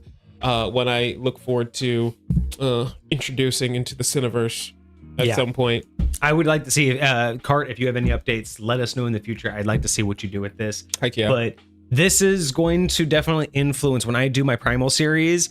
I think this will definitely be a side project to update some Primal Barbarians in High Point. Nice. All right, Very well, nice. thank you everybody for joining us today for that homebrew review of the Path of the Primal Warden from Cart. That was a very interesting barbarian subclass. I think it has a lot of merit. I think it has a lot of potential. While I would make a few changes, I'm curious to know what you would do out there. So let us know, like and subscribe if you like this episode, and let us know in the comments what you think. What would you have done differently, and which ability did you like the most? That's going to be us for the rest of today. Thank you all so much, and cheers. Deuces, my friends. All right, cool. So, bam. Yeah, great review. Thank you, Cart. That was fire. That was awesome. I really appreciate that. Yeah, that was really cool. I think I might be taking some stuff away from that. Heck yes. When's the module review? Again, have no idea. We're still that one again might be more towards the summer when the back room gets finished and we kind of figure out some other things. Because again, like we said last stream, we want to take our time with that one. We want to give it the same attention that we would give Call of Cthulhu, the Curse of Strahd review, and that's going to be like, I don't even know what phase we're on of Misfit Gamer Studios anymore. You know what I mean? Like, I stopped kind of caring about the phases, but that's the next phase. Like, if we're considering this, like, I guess this would be phase 3, because phase 1 was just getting started. Phase 2, I would say, was all of the upgrades. Sure. That makes a lot of sense. Phase 3, I would say, has been the more recent upgrades, like the more recent updates to everything. And phase 3 has been, I think, the new episode types, like sublanes, subclasses, pop culture builds. Those have been around for a while now. So, but even just how we're going about presenting them. Yeah. So I feel like we're now in phase 3, which is I would say the professional phase. You know, phase 1 was just getting started. Phase 2 was, live stream phase, right? Phase 1 was just the hobby. Sure. I think phase 2 was the live stream phase where we were trying to get more, 2 days a week, have our reviews and our history ofs and our educational days and, our community streams. Like, it was all about the live stream. Like, phase 2 was much about getting this set up and going, and we did that. And now I think we're on phase 3, which is, I'm editing every week. I have an episode coming out on the main channel. We're doing shorts again, a little bit. We're doing some major projects in the background to kind of just get social media up and running. So I think phase 4, also planned for this year, will be expanding into other genres. Because again, I want to take Misfit Gamer Studios beyond D&D. Yeah. And so doing those other kind of reviews. More tabletop. Yeah. And those reviews are going to come in the next phase. But that phase is going to be a very big change, and I want to make sure I have everything on the admin side done before I take on those responsibilities. Yeah. And just honestly, knowing how to approach a review of that nature, like, I don't even know how to begin to review a module, especially never having run a module myself. Like, I've been through portions of them, but really, there's a lot of perspective that I don't have for some of that stuff. So I definitely understand wanting to take your time and make sure what we bring to the table is what we want to bring to the table. So this is going to be interesting. Well, Kage is going to have some homework soon. Uh-oh. What did I do? Cart says that their next submission is going to be 100 magic items based on songs. 100 magic items based on songs? And not just named after songs, but like based on them. So now I'm almost wondering, do we just review these as normal, or should we have Cart like submit us just the descriptions? I don't know if they're named after them, but like, do we do like a almost like a game show episode where we try to guess based on the description of the item what the song is? Interesting. How do you feel about playing these songs? Oh, we wouldn't be able to do that. That would be copyright out the ass. Like, we would even get muted on Twitch. Really? Yeah, Twitch will mute you live.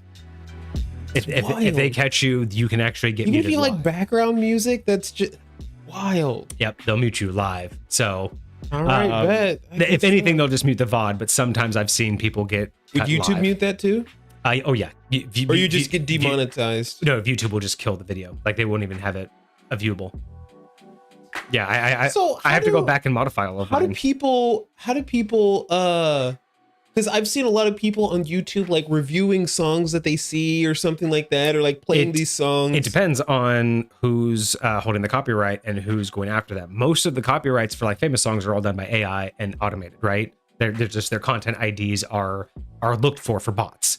But if they're just like reviewing like local artists and soon to be artists, the only people like reviewing those songs are. I'm talking about like I've seen a lot of people like reacting to the latest Kendrick Lamar song that comes out. And those stuff like usually get tied into fair use because they're reviewing them, they're breaking them down, and that's part of their whole thing. So they can usually get away with fair use. So only if it's about the song. Yeah, if we just play the song just to hear it, that's not fair use. We're not talking about it. We're not constructively doing anything with it. We're not transforming it. It's not about the song. It's about the item that has to do with this. Which is why one of my most heartfelt like issues, like one of the things that hurts the most about representing High Point ever on stream, yes, I remember, is because music is so important.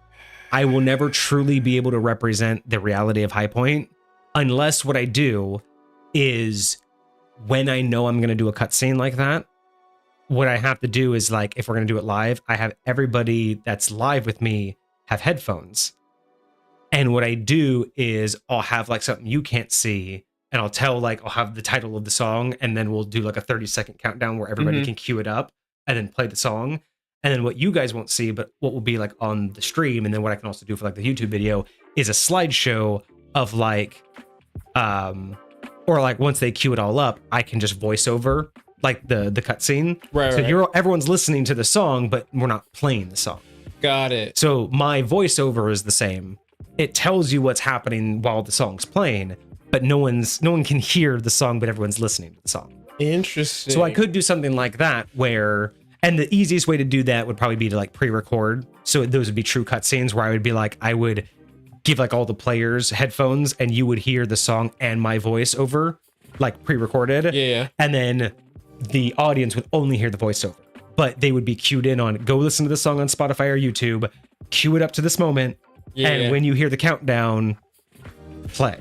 Got you. And then we would, then they would walk listen to through the it song, together and do everybody would whatever. walk through it as is. Interesting. That would be the only way, and that's the only way I feel I could do it, because in those moments it would be such a disservice to the audience, because those would be they're such important moments, but not being able to represent them sucks. So.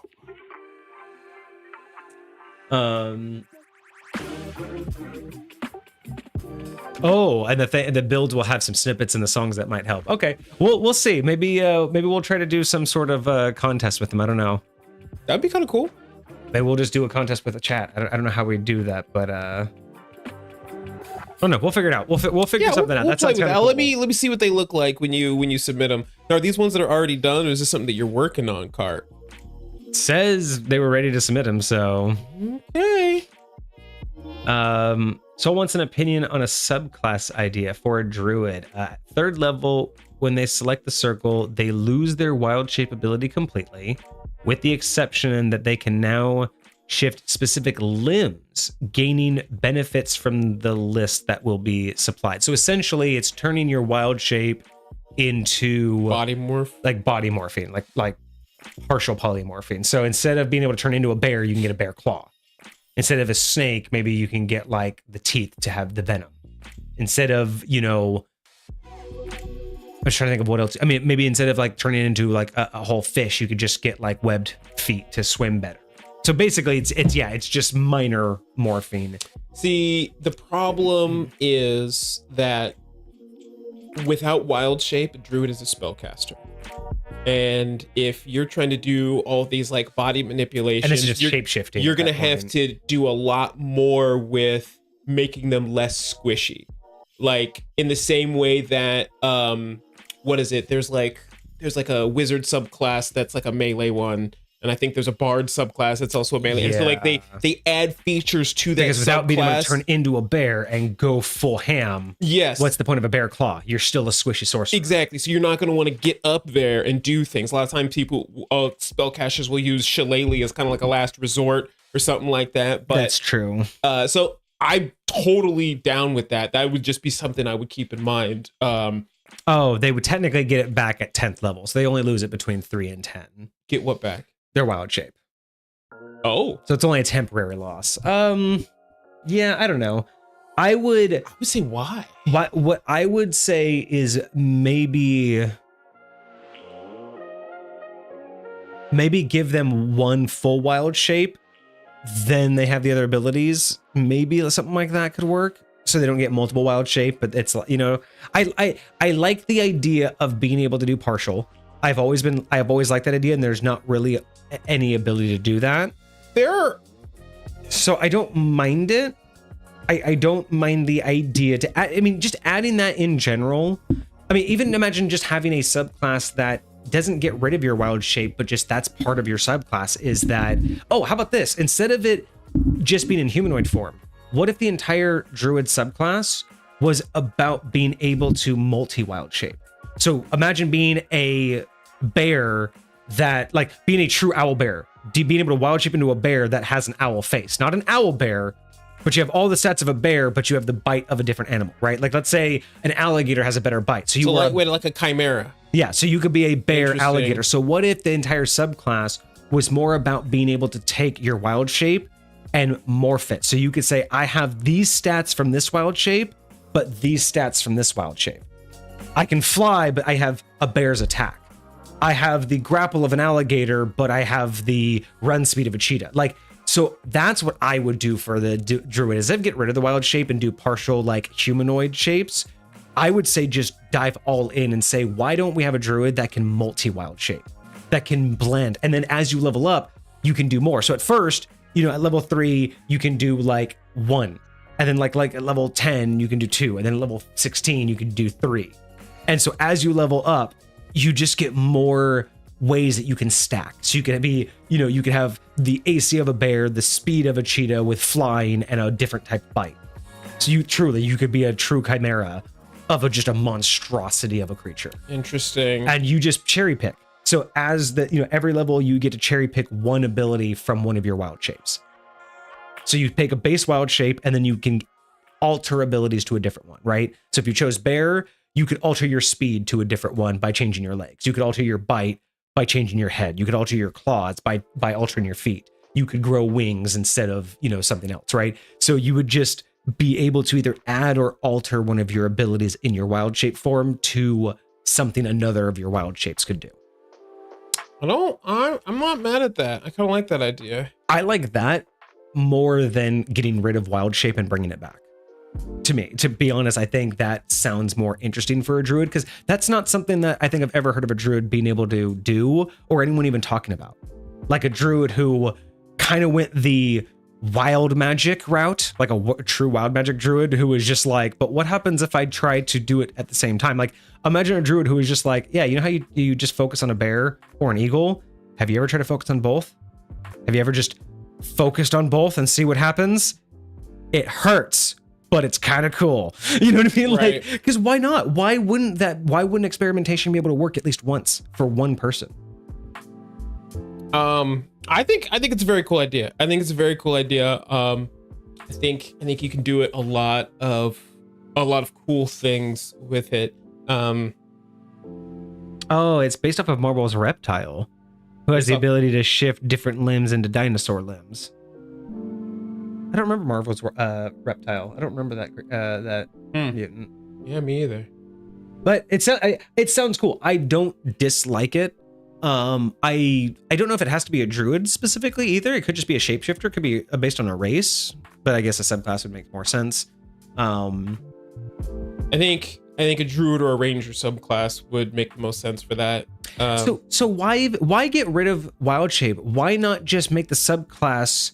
Because you get wild shape normally. Why not just this subclass has the ability to, instead of wild shaping, you can choose to don a single attribute of your wild shape instead. So there are plenty of other druids, like the wildfire druid, that allow you to expend the use of your wild shape to do something else. Okay. So I mean, you can always do something to that effect if you don't have to like get rid of wild shape unless you want it to have specifically different, not necessarily action economy, but like resource uses. If you want it to be able to be done at more regular intervals, if you want to be able to like, I don't know, like however you want to do it. Can you write that down for us for a future stream idea? Can Sure. we do a stream where we create what's druid subclasses? What are those called? Circles? Circles, yeah. Can we do Circle of the Chimera? Cool. We should create that on stream. The more I think about this, the more I want to see that happen. I want to see a druid that can blend their wild shape. So I think we should do Circle of the Chimera. And that's all it is just every couple of levels, they get to add one extra thing that they can mix. And they can just mix and match. Just because, I mean, how many wild shapes do they get?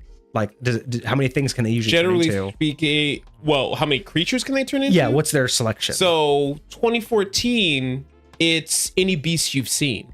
Okay. Within a certain CR limit. Gotcha. Right. So below a certain CR, like any beast. So I think that you've would be, seen. so imagine being able to just hand them the book and say, here's what you've seen. And they can just go, I want their claws, their beak, their movement, and their thing. And then you're just like, that's what you are right now. I feel like as a subclass that might be, I feel like it would be a little bit easier to like grab certain generalistic features and like give them a list. Like, all right, you could choose one of these things, like you could choose a bear, a snake, or a bird Like a for your base. AC, and then you can choose this, or this for your attack. You could do that. choose just something like that. One for your movement speed. Like you can like choose different features or something like that. But like, And I wouldn't even mind that. Just like they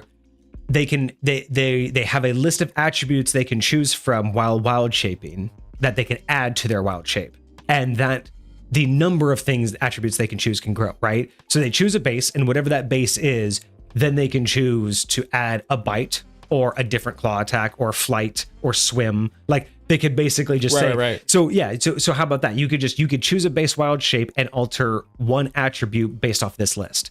And the list is just a lot of generalized things from a good amount of creatures. But making sure that the list always includes something that can, like, you don't want to be able to choose a bear, but then have all of the bites less than the bear's bite. Like, you want to ensure that anything you choose with any other combination will feel like an improvement. Yeah. I kind of think that would be dope. Like a chimera-based druid, I think I want to make.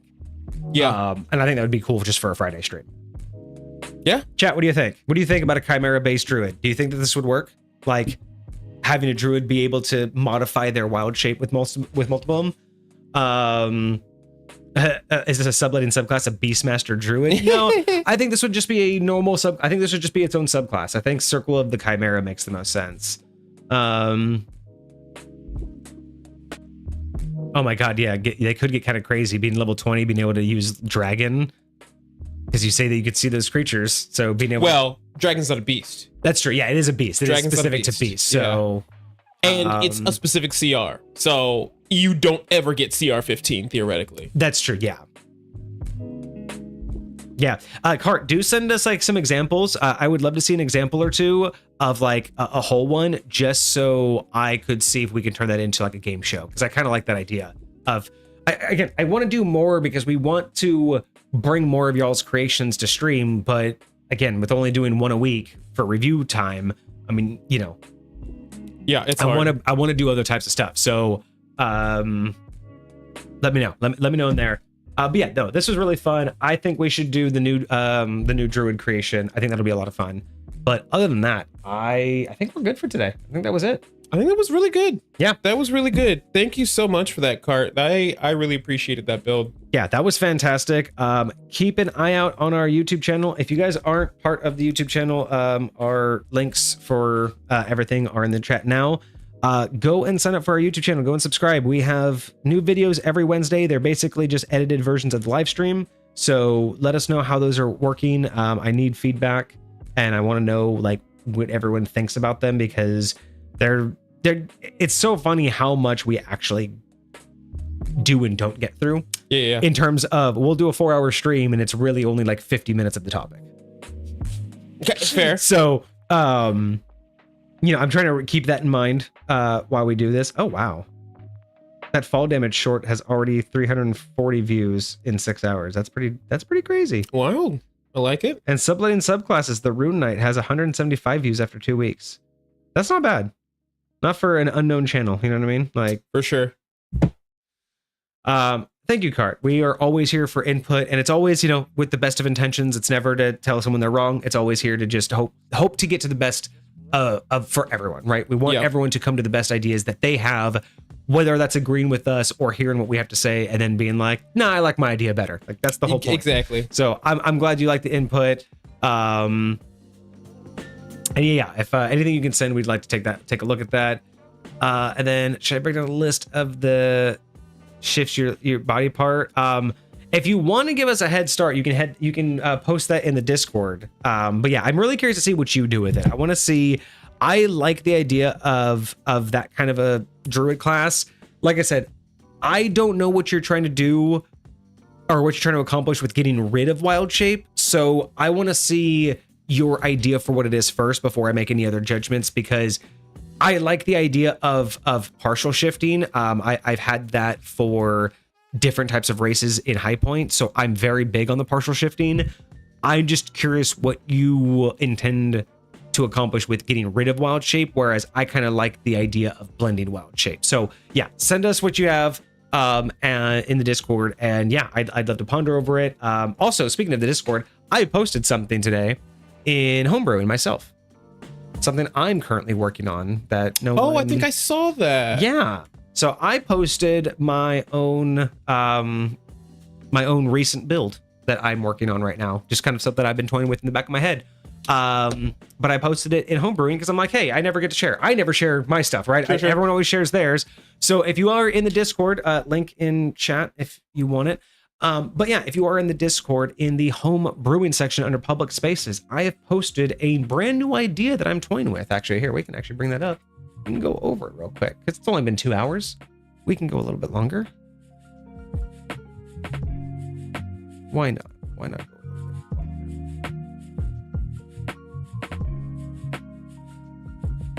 longer? So, yeah.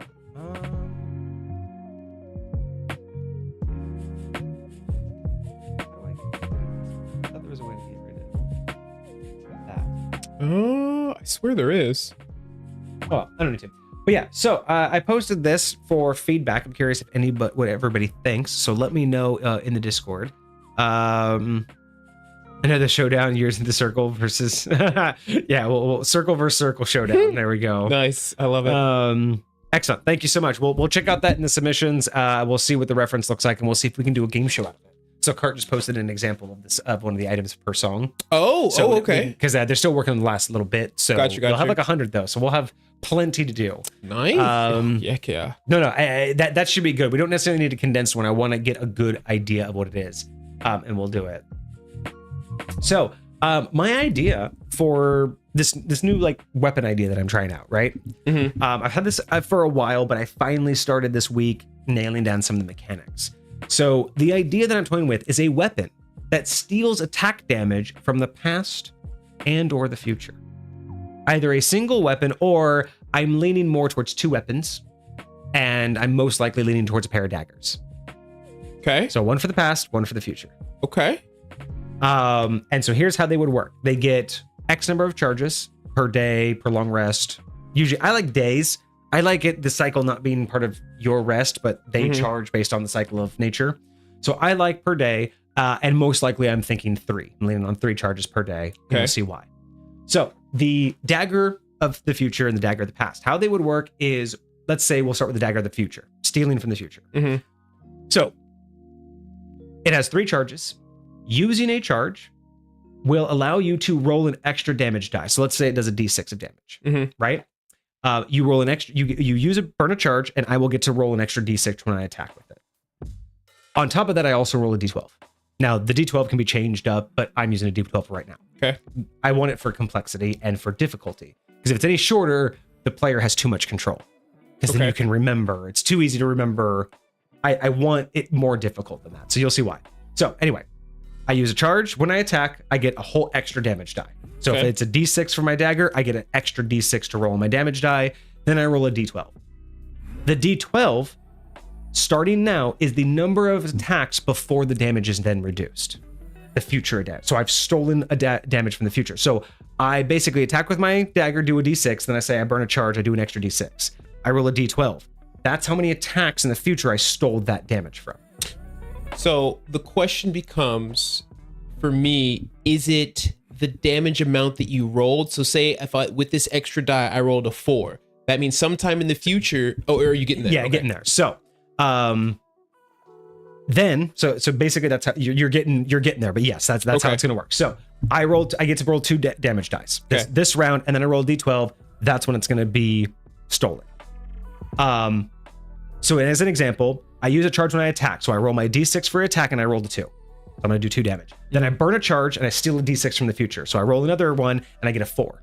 So I'm going to do a total of 6 damage right now, right? With 2 different attacks. I roll a d12, it's an 8.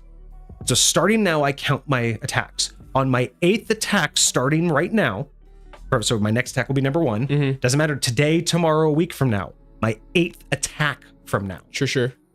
Will be reduced by 4 damage. Got you. Down to 0. So if I only rolled 1, I only rolled 1.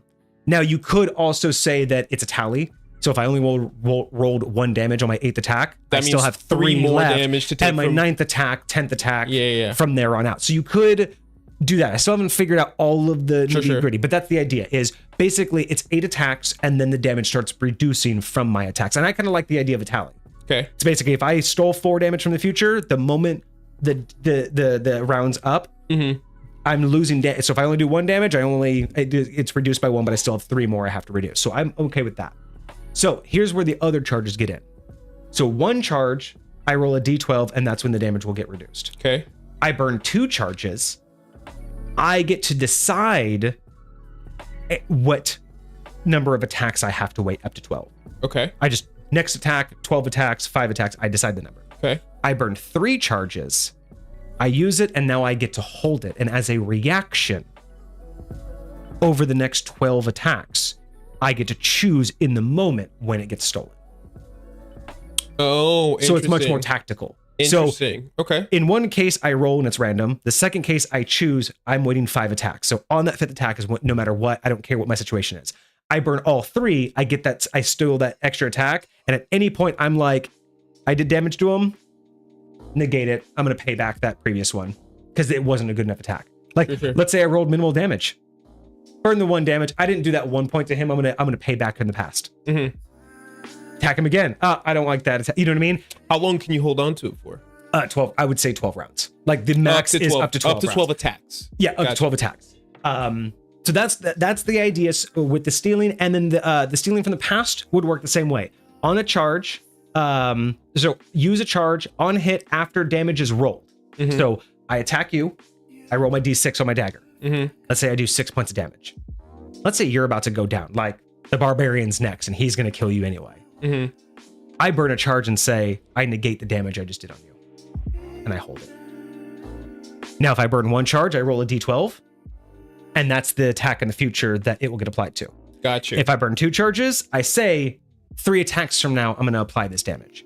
And if I burn 3 charges within the next 12 attacks, if I hit, I'm pulling that damage right now. So that's the start of my idea, is I want this idea where you choose when you steal it, front or back, and there's a period of which you have to choose, to steal it from. A range of attacks. Sure. And either you deal the damage and say, I want it negated and save it for later. And that's even though the player's choosing, the character still had to attack, but the character got the damage stolen from them. So in the character's point of view, they didn't do damage, but it's because it got stolen from the future. But that's your player making the decision, not the character, right? So it's always a player decision, not an in-game decision, if that makes sense. Got you. So it's something that's happening to the character. They're just dealing with the ramifications of that. Yeah. So the idea of stealing from the past is I hit a character, I do max damage, but again, I know that it's the end of the round, they're almost dead, and 2 of my guys are going to take them out. I should save that damage for later, which is why I would hold off, right? So that's the idea. Describe that again. So let's say someone's about to die, like the BBG's about to die, or the guy that we're fighting, and there's 2 of my allies that are going to attack after me. So I do the deck with my dagger and I do 6 damage. Well, let's say it doesn't kill the guy. Well, why do the 6 damage if the barbarian's about to smash his face in and the wizard's about to cast another fireball? Gotcha. I can negate the damage. Now, from my character's point of view, I attacked. You attacked, did you the just damage, didn't kill him. But the damage didn't hurt him. In the future, it's because my future self stole that damage from me. It's just the player is the one making that decision. But from the character's point of view, they did the attack, but didn't realize, you know what I mean? Like, that's just the idea behind the stealing from the past, is the player decides, I don't want to deal this damage, I'd rather deal it later, versus I need to do more damage now, I'll take it from me later. I just like the idea of I can do both. That's why I wanted this idea of like 2 different daggers, can do either way. I thought about doing 1 weapon, but this is a lot for 1 weapon. Sure. It makes it a lot easier if I'm just deciding I have a dagger that can send damage into the future, or I have a dagger that...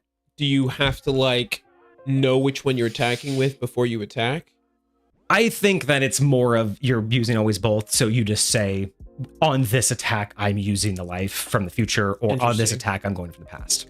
Okay. And technically that means I would allow for stacking. One can send it into the future while the other one grabs it from the past. Like that you can use them both at the same time. Sure. Like if you have 2 attacks. So again, just a raw idea. This is not fleshed out fully. This is just where I've gotten to this week. It's been something I've been working on for about a month on just trying to figure out what I want to do. Sure. But this is where I'm at. Is I like this idea of it pulls 1 extra damage die, and you've either told it when you can do it, or it's just going to happen later, and you're just going to lose that damage at a predetermined point. So my first thought is that I love the concept of what this is doing. I love the idea of being able to like move your damage around and apply it where you need to. It feels like it would be somewhat higher level gameplay, you know, like a lot more strategic, a lot more planning, but it also feels like unless this dagger does like 3d6 of damage, like it could feels be magical. like yeah. it feels like lower, like especially if I'm only pulling over 1 additional damage die. Like True. If the damage die, if it is a dagger, and if it is a and I would be okay with that increasing. Like maybe it does, you could do up to your proficiency bonus in damage die stolen. So if you have 6 proficiency bonuses, you could steal up to 6 damage die from your future. So but you, again, all of that damage is all tallied. It's got to be paid. So at the 8th attack, like again, if you roll an 8, if you did 30 damage at your 8th attack, you now owe 30 damage. Right, so right. every time you attack, if you haven't paid back your debt, you're not doing damage anymore. So if you did accumulate all of that for the BBEG fight, just know your future self is going to hurt.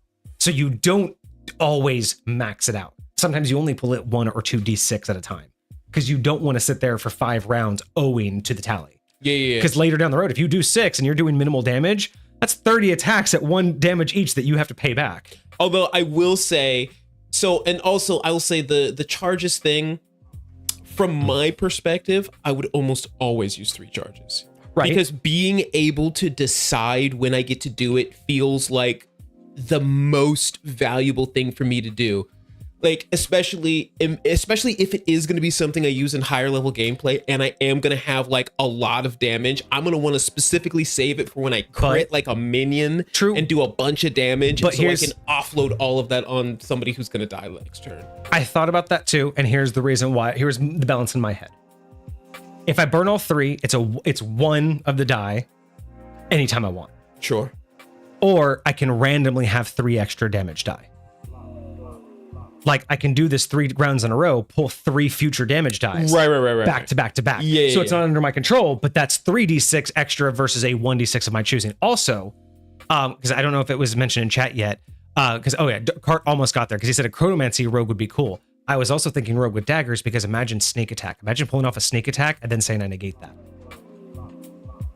Like imagine your sneak attack damage and then just being able to like grab that and say I'm gonna pull that for the future.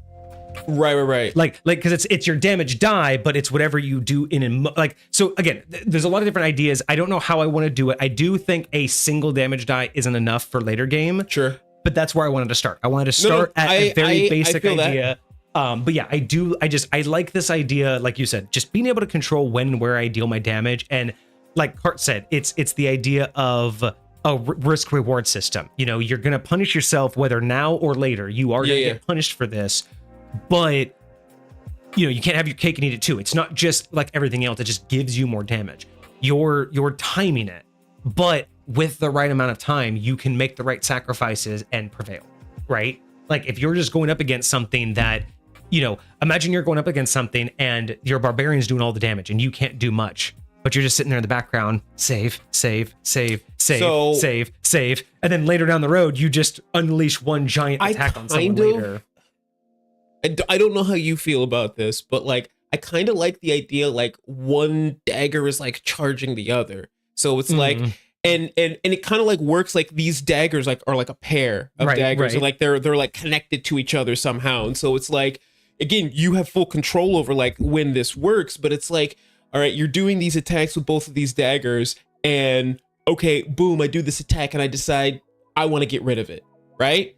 And so as I do that, I throw the damage that I would have done into the other dagger, and then at some point in time, I get to expend that damage from inside that dagger or something like that. From 5th edition, from my point of view, that's kind of sort of how I thought about it. But from a 5th edition point of view, that's more lore than it is mechanics. I don't think there's any mechanical basis to say one dagger has the charge. Sure. I think that's definitely more of the lore I was thinking of. Definitely, yes. It's more of a this one's the past, but yeah, I would say that's how I imagine it. And I do agree that it doesn't necessarily have to matter like which one's holding in which hand, like any of the attacks could work. Like, I'm totally down for that.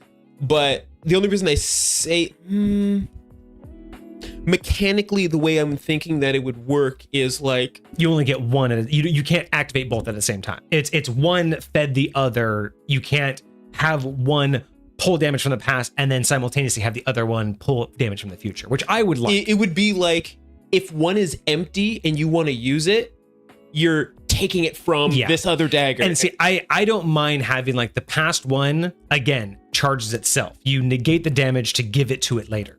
And the future one takes damage from the future to charge itself now and then will expel it later. But I think both of those. So I think like in the same, if I have two attacks, I think I should be able to have one from the past on hand and at the same time go, okay, pull me from the future. So now I have 4d6 in this one attack because I have my 1d6, but I pulled one from the past and I'm pulling one from the future right here and now. That's how I would like to do it. I kind of like looking at it like containers, because then you can be like, hey, when you put this into this container, like you can keep putting stuff in containers. Like imagine if I want to keep stealing from it and I keep stacking like negative damage in this other dagger, but once it's held negative damage for long enough, it expends it. Like you can choose to expend it when you want to, but if you wait too long, it's just gonna suck your damage away even if you wanted it, type deal. So that's what I'm thinking. Like that's why I feel like the future one, all it can do is pull damage from the future, and then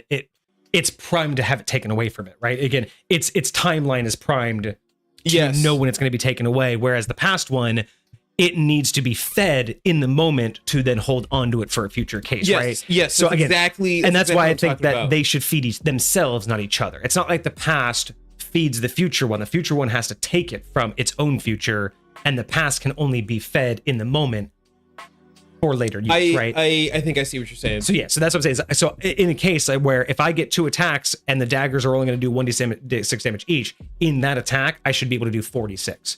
Because the future, I'm holding one right now from its future, but I've already had one stacked up in the past's dagger. So now I'm unleashing both of them at the same time. So I'm burning the one I've saved, but I'm also holding one from a future at the same time. So I think that was how I would use it. But then again, that's also high point, because high point you get multiple attacks a lot easier, and that's how, because it actually matters in high point with multiple attacks and which one you're using. So it makes more sense to me that each one would individually charge itself. But I think in 5th edition, with the way attacks work, I don't think it would change it much if, say, the past fed the future one and the future one fed the past. I don't think that would change anything with how attacks work in 5th edition. I think the biggest problem here is the division between how I do attacks per round based on your proficiency versus just how attacks per round go in 5th edition. Right. So I think you're right. I think you have the right way of going about it for a 5th edition approach. Interesting. I definitely really, really like this concept and like the idea of like how it works.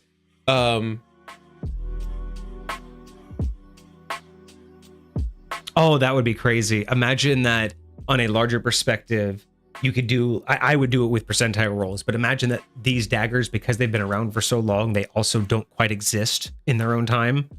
So imagine like every now and again, when you like, every now and again, the DM could just say like, that doesn't hit.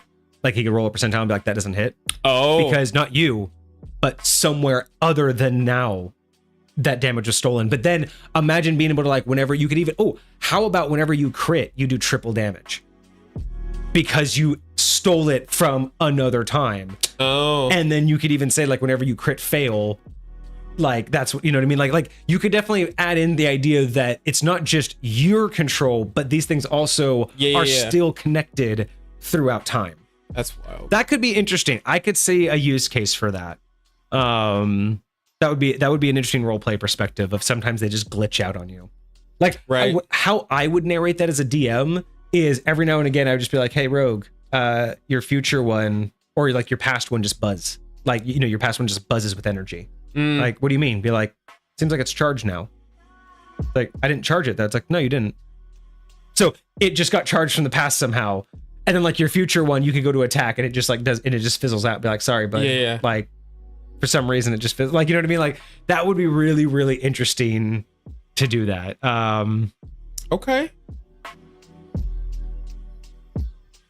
Yeah, I could see that. That could be a lot of fun. So yeah, I don't know. If you guys are interested in that idea, join the Discord, go to the Homebrewing channel and let me know. Let me know what you guys think about this in the chat. Like I said, I'm just now playing with it, actually applying real mechanics. Because before I've just been trying to think of like how I narratively wanted to make it work. Sure. Now I'm applying mechanics. Yeah, that makes a lot of sense. I like the idea of a pair of daggers. One steals from the past, one steals from the future. That was the idea.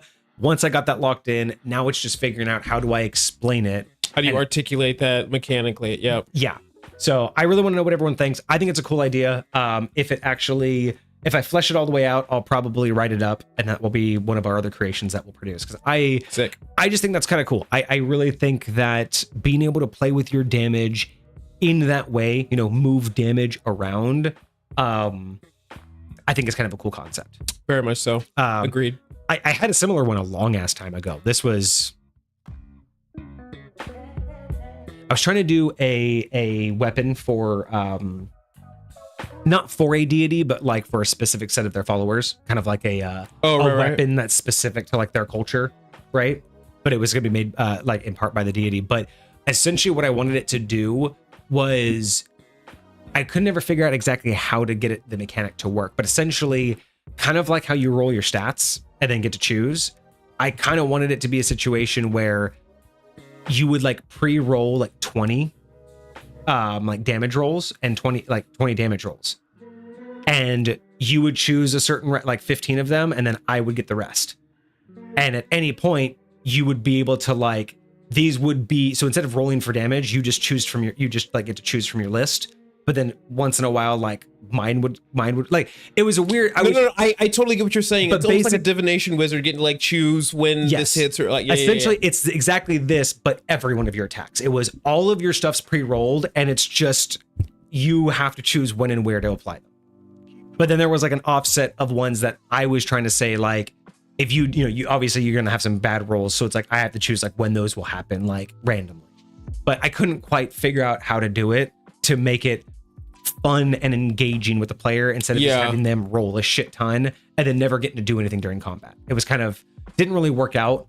But the alternative to that was having I've seen this in other types of like video games and card games and stuff, but having I think I've actually seen it in D&D, something else, another item had this, but imagine having like charges, but you fill the charges with like, let's say like you have 3 charges. So at any point you can roll like damage and put a charge in there. So the next time you roll, and then you can have up to 3. So imagine just like you roll damage, or when you receive the staff or whatever, right? Like, let's say it's like a staff. Sure. And whenever you attack with the staff, whatever you roll for damage wise, you can swap out with one of the damages in the charges. So let's say you get it and it has a 1, a 5, and a 10. Okay. And it's a D12 of damage. So let's say you're just smacking someone with it and you roll a 1, and you're like, I'd actually rather hit them with that 10 that's in the charge. You replace that 10 with your 1. Mm-hmm. So now there's a 1 in there. So now in the future, you can replace that 1 with whatever you roll. So you could have, Hey, imagine this person is about to go down and you just need 1 hit point. There's a 1 hit point. Let me knock you with this, and whatever I rolled, let me hold on to it for later. Exactly. So that was the alternative way of doing it. I kind of like that. It was kind of like, it basically had, when you found the weapon, it had pre-generated 3 damages. But then from then on out, you just swapped them out whenever you wanted them. Like, sure. I want that damage. I'm going to swap out what I use. And the idea was just, it was kind of like one of those like legacy weapons. It just kept on going. Yeah. I almost kind of like the idea, like it's slotted. So you take whatever's out the front, and then whatever you put in goes in the end. Oh, so yeah. like that so way you don't order. necessarily get to choose which one, because you could leave the 1 in there forever if you get to choose which one. And that's true too. Maybe except for the situation you wanted, where you're like, no, I'm going to save the rest of this damage. Exactly. But yeah, you could just do that where it's just it only saves up to 2, and it just, you can see the next one and then the one you save. So that's just another idea of like playing with how you can manipulate your damage in the moment without just feeling bad that I rolled bad. Sure. Or again, how many people overkill and are like, why did I have to like max damage when he had 2 hit points left? I can't tell you how many times that happens. It's like, oh my gosh, I did so great, and then I rolled 4 damage. Yeah. Awesome. Or vice versa. You're just like, hey, the minion's almost dead, and you're like, really? I quit and did max damage now on I do minion. Yep, exactly. But how great would it be to just be like, I have that weapon, I'm saving my crit with max damage, and I'm gonna just hit him with 1. That would be super cool. I really like that idea. That's what I want. So there you go. There's 2 ideas for you guys. Either the life stealing or the damage stealing from the future of the past, or a weapon that can hold a damage value that you can swap out at any time, up to 3. I mean, you really don't have to have 3. You could just have 2 or 1 if you like you said, if it's just an order. Yeah, it could just be 1, and you just swap it out with whatever you have. That would actually be probably just the best way to do it. Just, it can hold 1 charge of damage, and you just swap it with whatever your damage you just did after you roll it. So if you roll 1 damage and there's 10 in there, now I want to do the 10 damage this time. And then next time, I'll just do the 1 damage because I want to save this 6 damage for later. Sure. I think that would be kind of cool. I mean, because imagine having a rogue do that with their backstab. Just every time someone's about to die, they're like, dude, guys, let me backstab him real quick. Just let me backstab him real quick. Just let me get the backstab off because I don't want to kill him. Just backstab. All right, I'm holding down that 30 damage. Just going to hold on to that. You guys can kill him now. Just so whenever you want, you're just like, 30 damage. Just poke. Yeah, because a lot of the times, like imagine if you had like a 1 in that dagger because, yeah, being able to hold that, I think would be so stinking valuable. Yeah, I like it. Yeah, articulating things about how you want them to work is definitely the hardest aspect of homebrewing. It's just getting it to come across the way that it's actually in your head. Making sure the message sent is the message received, and people aren't fucking with it. Ooh, Cart says that we need to have character or creature subclass fight nights. I mean, that was kind of the subclass showdown. And eventually, once we start doing more gaming with chat, Cart, you weren't here for last Friday, were you? You didn't actually hear about our new series that we're working on. Oh yeah, that's right. What was it called? We had a name for it. Did we change the name in the? No, it's still the name of the episode. I need to look it up. What was it called?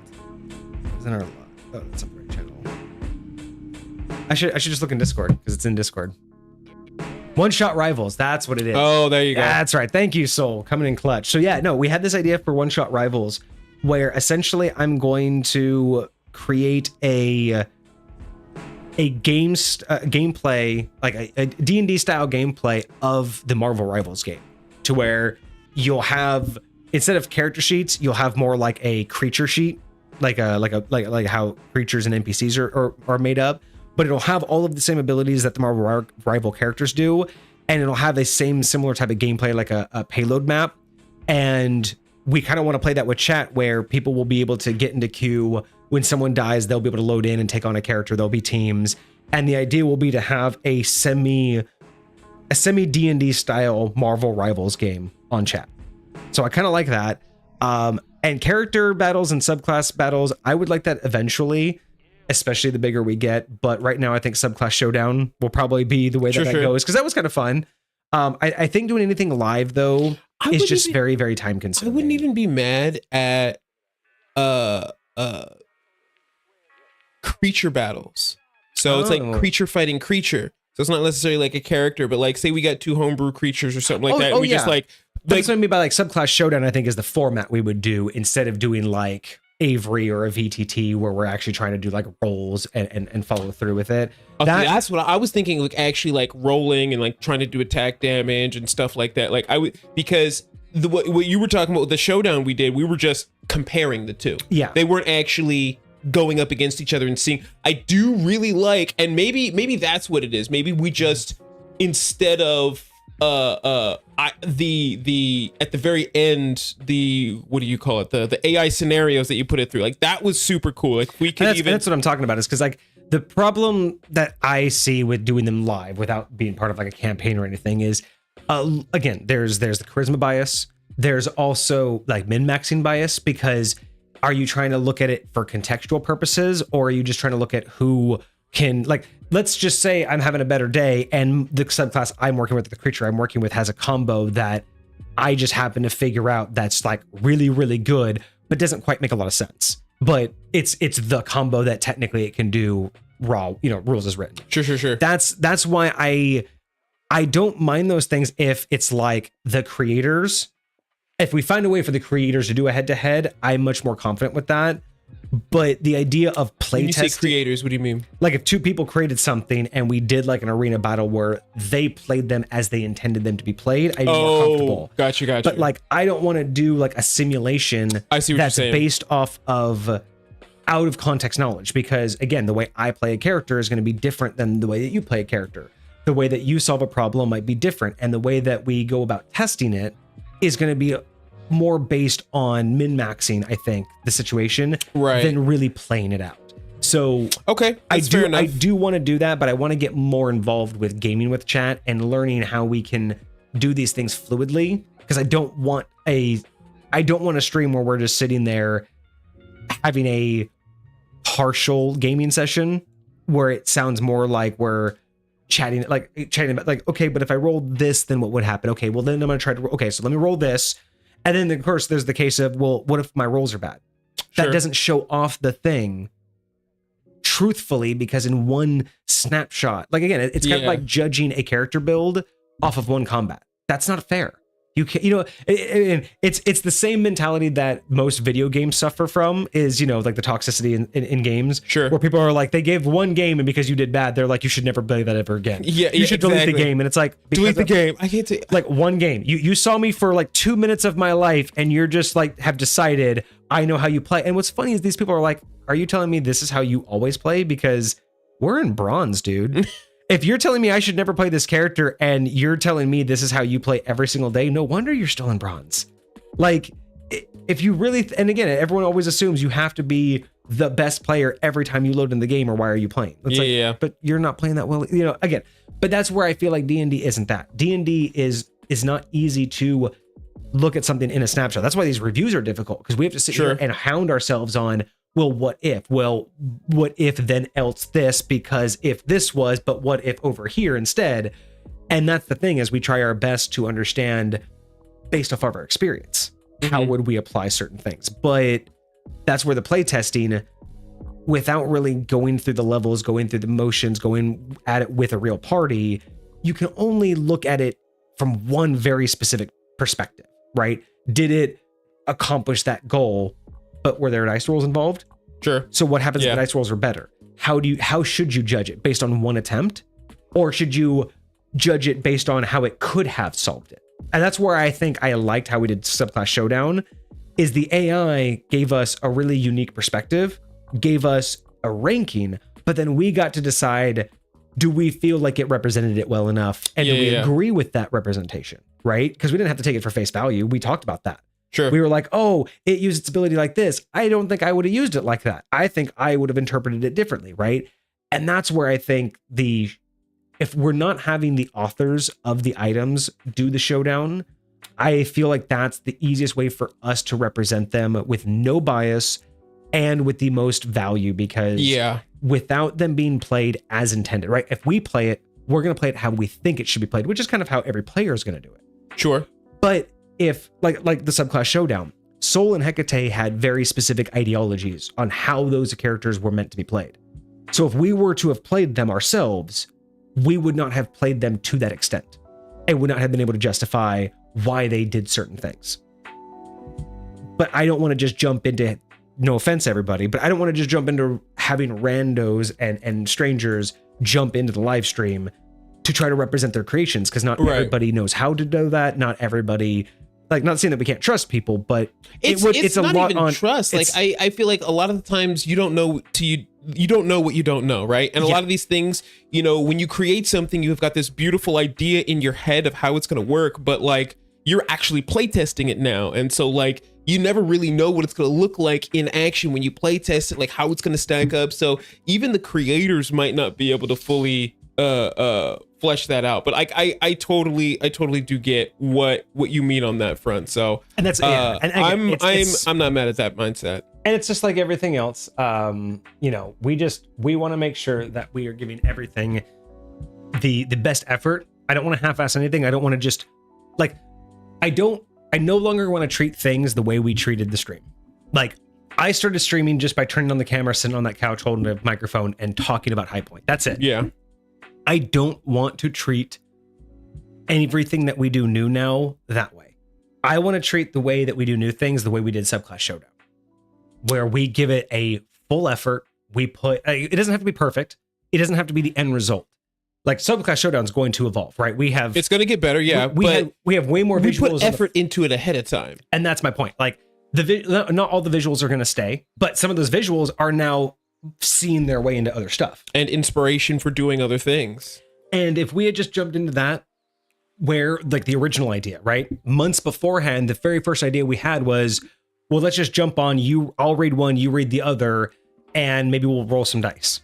Sure. That was it. That was how we were going to do Subclass Showdown. And I feel like compared to what we got, like what we actually did versus that, I feel it's light years apart. I feel like what we ended up with was so much better, but that's because the other way was approaching it the same way that I approached starting the stream in general, was just, well, let's just do something.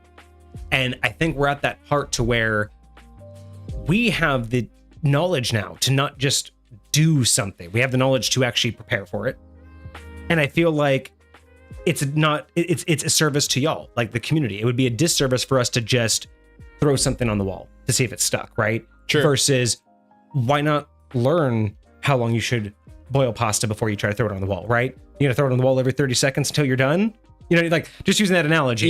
You throw the pasta on the wall to see if it sticks, but like how many pieces do you waste? Or do you look up how long you should boil it before you actually get to eat any of it? And that's my point is, but if you look that you're supposed to boil it around 15 minutes first, well, guess what? You'll be in the ballpark. You'll waste a lot less by knowing where we should be, right? So subletting subclasses, I knew we needed a new look. I knew we needed some visuals. I knew people needed to be able to read along with us instead of just listening to me. You know, when we did the history of, and I did the history of action economy, and I was able to do the visuals on that day. Those are the things that I feel like that's our responsibility now. When we want to do something new, our responsibility is not just to do it, but it's to think about how does it align with the brand, how does it align with what we do, and how does it align with the expectation of the community now? I think a lot of where we're headed is it's like too often people think that just because you've been doing something for a long period of time means you have that much experience at it. I think I heard this terminology a long time ago. You can have 10 years of experience, or you can have 1 year of experience 10 times. Yes, I love that. It's such a beautiful analogy for what happens. And I think what you and I are trying to do is, like, when we first started, we just did something because we were moving in that direction. But now that we've learned how to plan and prepare things, like how we did for the subclass showdown, we understand how valuable that can be in entering into something before you just do something. But eventually we're not going to sit there and plan forever until it's absolutely perfect. No, like there's like a balance. And so we're honing that balance, and it's like a pendulum. As it's swinging back, it's getting closer and closer and closer to that center point. So I feel like that's kind of the journey that we're on. We're not just doing the same thing we did. Like you said, when we first started, we are consistently doing more and more. And like, as we approach this thing, I bet it's going to be even better than the subclass showdown when we first started it, because we're going to have more perspectives and more ways to bring that to the table. So yeah, it's really good. It's all experience. It's all leading to something. 100%. It's all building. And that's the thing I think I'm most appreciative of, across these last 2 years. I mean, it's a month away. We're a month and 6 days away from the 2 year mark. Wild. That's so wild. And actually, no, we're less than a month. Sorry, Cinco de Mayo. We're less than a month. We are like 25 days away from our 2 year mark. And again, it's just it's learning that we now have a minimum quality. Like, we now have a quality that we want to meet. We now have a standard, which I'm okay with. But again, I want to. It's our standard. I love the fact that since day one, we haven't made any drastic changes. We've just built. We've always built upon what we've done. We've always improved. And that's what I want to keep doing. I want to keep improving and building. I don't want to just alter course, which is why we're going slower now than we ever have on new ideas, right? Like, we have so many ideas, but I don't want to do a new series every single Friday to then find out that we only have done one type of episode of every single series we could possibly think of. That's not. It's not really a series if you only do one of them, right? Which is fine. Maybe we'll just be known as the people who do random shit. But you know what I mean? Like, that's not what creates. But do that intentionally, not just because we're doing shit just to throw spaghetti at a wall. Yeah, I mean, pop culture builds. We can't just do one and get famous off of just Shazam. Right. You know what I mean? Like pop culture builds will never be known for that if we only have Shazam and Alucard. We have to have a dozen at least before people will be like, oh, they actually do that. You know what I mean? Yep. Like, it's sublet and subclasses. We only have two. Like, who's going to take us seriously? Like, yeah, someone might like the Echo Knight one day, but that's not going to get people thinking about the concept behind sublet and subclasses until we have, like, one for every single one. And you can't turn a corner without someone talking about, like, oh, I know of a homebrew version of an alternate version of that. You know what I mean? Like, that's what I want, where people start mentioning, like, you mentioned a subclass and they're like, oh, have you seen, like, oh, that's a cool sorcerer. Have you seen the barbarian version of that? Yeah. Or, oh, you're going to be that rogue? Bro, did you see the fighter version of that rogue? Did you see the monk version of that druid? Like, I want people to hear that and go, what are you talking about? Like, that's, you know what I mean? I want to hear about people messaging us and being like, so my DM let us run an Echo campaign, and everybody was a different Echo. Yeah. Like, that would be freaking that intense. To me, if y'all want to know, that is the ultimate goal of subletting subclasses, is someday someone just messaging us out of nowhere on Discord or whatever and being like, my DM's gonna let me run an XYZ campaign, or my DM's gonna let the party be an XYZ party, whereas that party is a subclass that we fully subletted to all of the cores. So imagine everyone's a different one. Yes, like I cannot imagine the pride I would feel if someone said, like, just because not because of like them being famous, but just like someone being excited that they all convinced someone to let them all run a group of subclasses that we made, right? Yeah. Like, for that purpose, because that's the purpose, right? Is to not only expand upon the option, but to also show off how fun it would be to have like a group that, from the, again, from the same town, from the same backgrounds, but they all just applied themselves differently. I just think that would be so cool. And that, I think, would be the pinnacle of sublet and subclasses if someone came to us and said that. Big facts. Yeah. Big facts. Because outside of that, like, of course, there's the bigger stuff, like, like being called out by like, a famous, DM, like, I mean, sure. If we were ever called out by like any of the famous streamers or, Matt Mercer or anything, obviously that would be like, a pinnacle of success. That'd be wild, but in terms of like, a communal success, like a more localized success, because like, pop culture build is fun, and I don't even know what pop culture build, like, I don't know what could happen with that would give me the same sense of like, oh my God. Like, I mean, because we're just taking like people, like, the only thing I can think of is, again, like a famous, streamer or a famous DM running a campaign that's superhero based and everyone chose one of our, pop culture builds. That would be like pretty cool. But again, that's like the ultimate pinnacle of fame is someone recognizing you. But like pop culture builds, it's like outside of Hasbro or outside of D&D being like, hey, that's cool. That's now an official character. Sure. But again, that's like ultimate pinnacle of success. That's Matt Mercer level of success where they're taking what you've created and putting it in the game, right? That's something that I think anybody who streams and anybody who's into this would obviously like. That would be the dream, right? To have your stuff officially written in stone. But to literally have someone go out of their way to like find your stuff, find your creations, want to use them, and then get excited when they get to, that's good shit. Yeah. That's where it's at. 100%. When we make the ADMG, like having just someone say it helped their gameplay, or they like having someone just say, hey, I introduced my DM and I showed him the ADMG and he like swears by it now. Or, I was like, imagine just having someone be like, I went to a random new table and you won't believe what the DM pulled out. Yeah. Like he has a copy of your ADMG, or you won't imagine what alternative ruling my DM gave.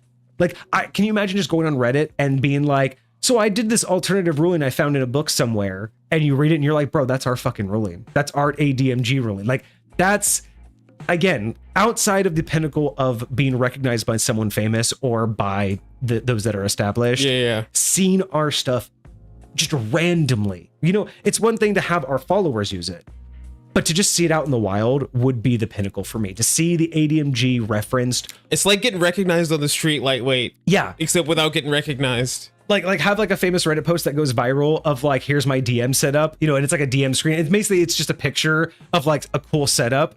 But I would love it if someone like screenshotted it and be like, do you see what's in the background? And there's like on their book, there's like DMG, the player's handbook, ADMG, monster manual. And it's just like, wait, that's our book. Wait like our book's in their second. stat. Like that's what I mean, right? Just seeing our shit in the wild from people that aren't directly related to us, to me would be what I would consider us succeeding. Like for us to say we made it, and like that would be it, is for our creations to just be out there in use. That would be wonderful. One day maybe we'll get there. Of course, it's gonna go down. But I think I honestly think that's a much more humble goal.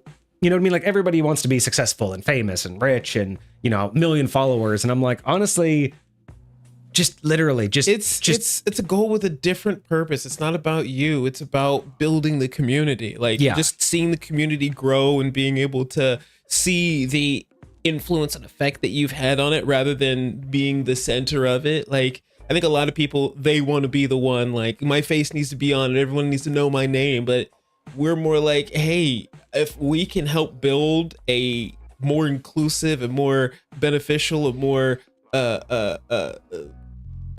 welcoming environment for the D&D community, shit, like straight up, that's just where it's at, man. Right.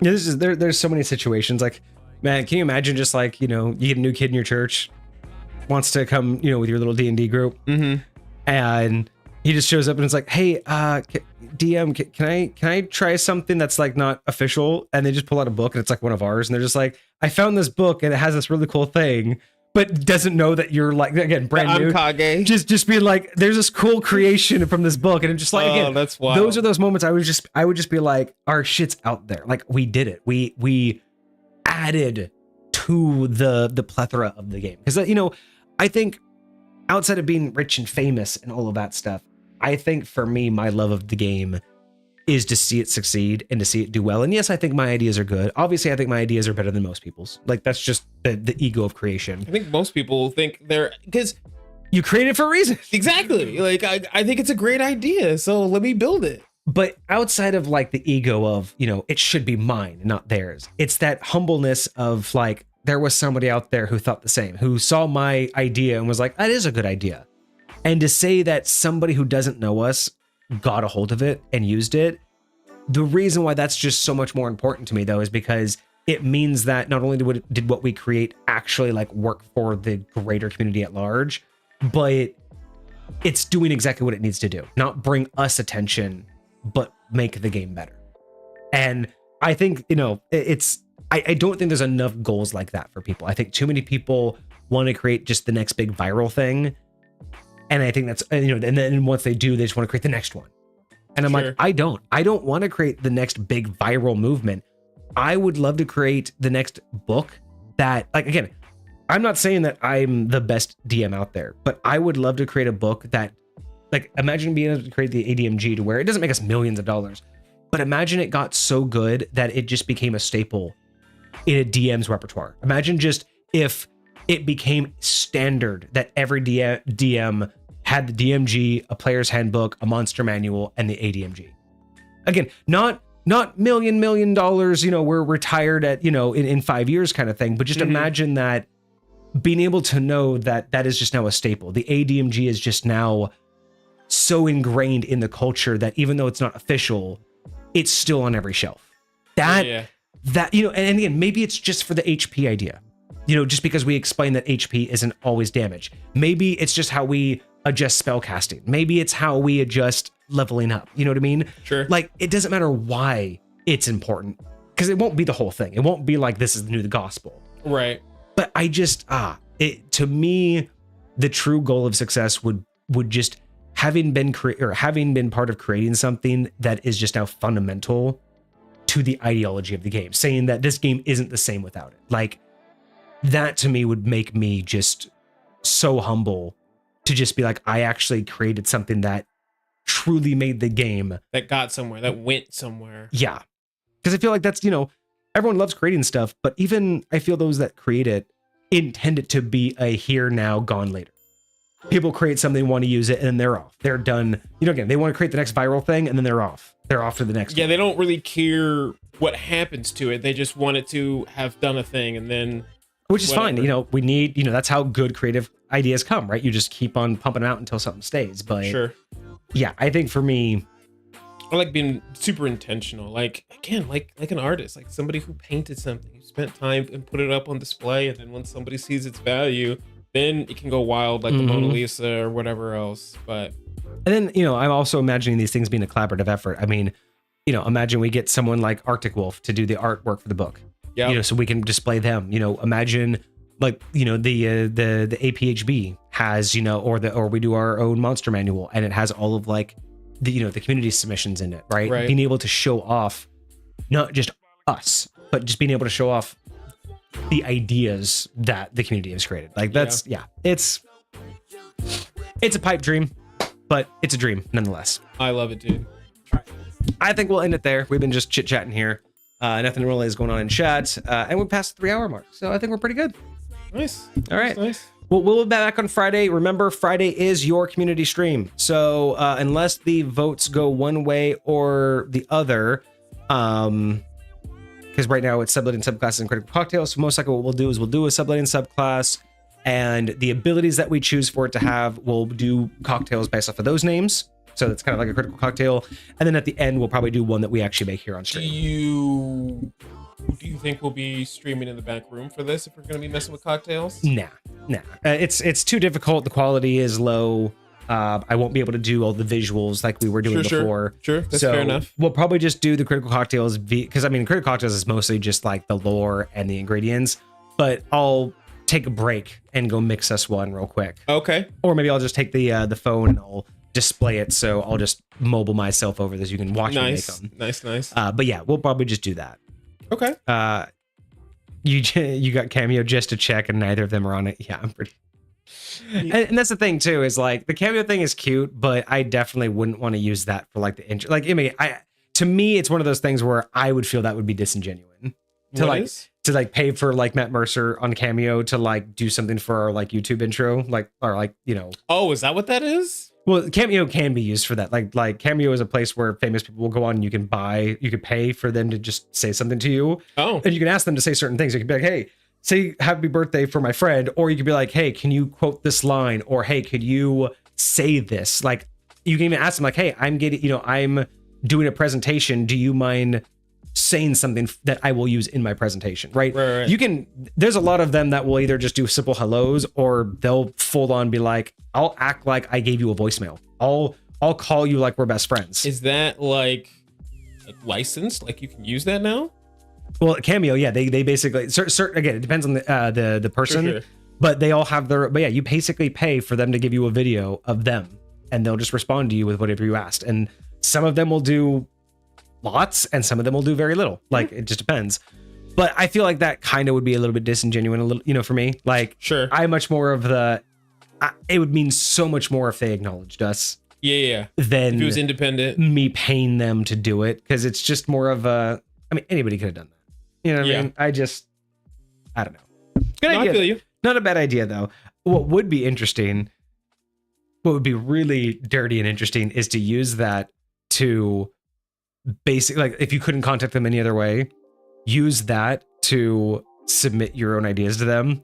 Like, hey, Matt Mercer, via Cameo, will you give me a cameo reviewing this homebrew I made? And then you just submit the homebrew to him. Like, I couldn't get it to you any other way, so I'm going to use Cameo to force you to read my homebrew.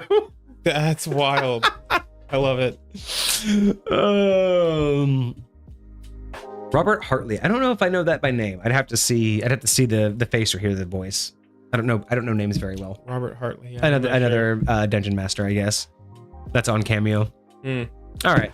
Well, anyway, we're going to be out of here. Thank you all so much for joining us. I hope you enjoyed the review and enjoyed the ideas. It was a lot of fun. And I'm looking forward to more. We have the community stream this Friday, so be sure to tune in for there. And thank you, everybody. Soul and Hecate, thank you for the little sub fight that you did. The hype train was absolutely phenomenal. That was so cool. We appreciate you guys so much for that. You guys are awesome. Thank you very, very much for that. Like we've always said, it's not about keeping the lights on, but the lights are on because of y'all. So 100%. Thank you very much. Hope you guys have a good rest of your night. For those of you who still have a night, otherwise, good morning. Yeah. I hope you guys had a fantastic weekend, and I hope you guys have a good week ahead of you. We'll be back on Friday with your community stream at 7 p.m. Pacific Standard Time with more sublet subclasses with some cocktails involved. Otherwise, yeah, we'll see you guys around. Cheers. Deuces, my friends.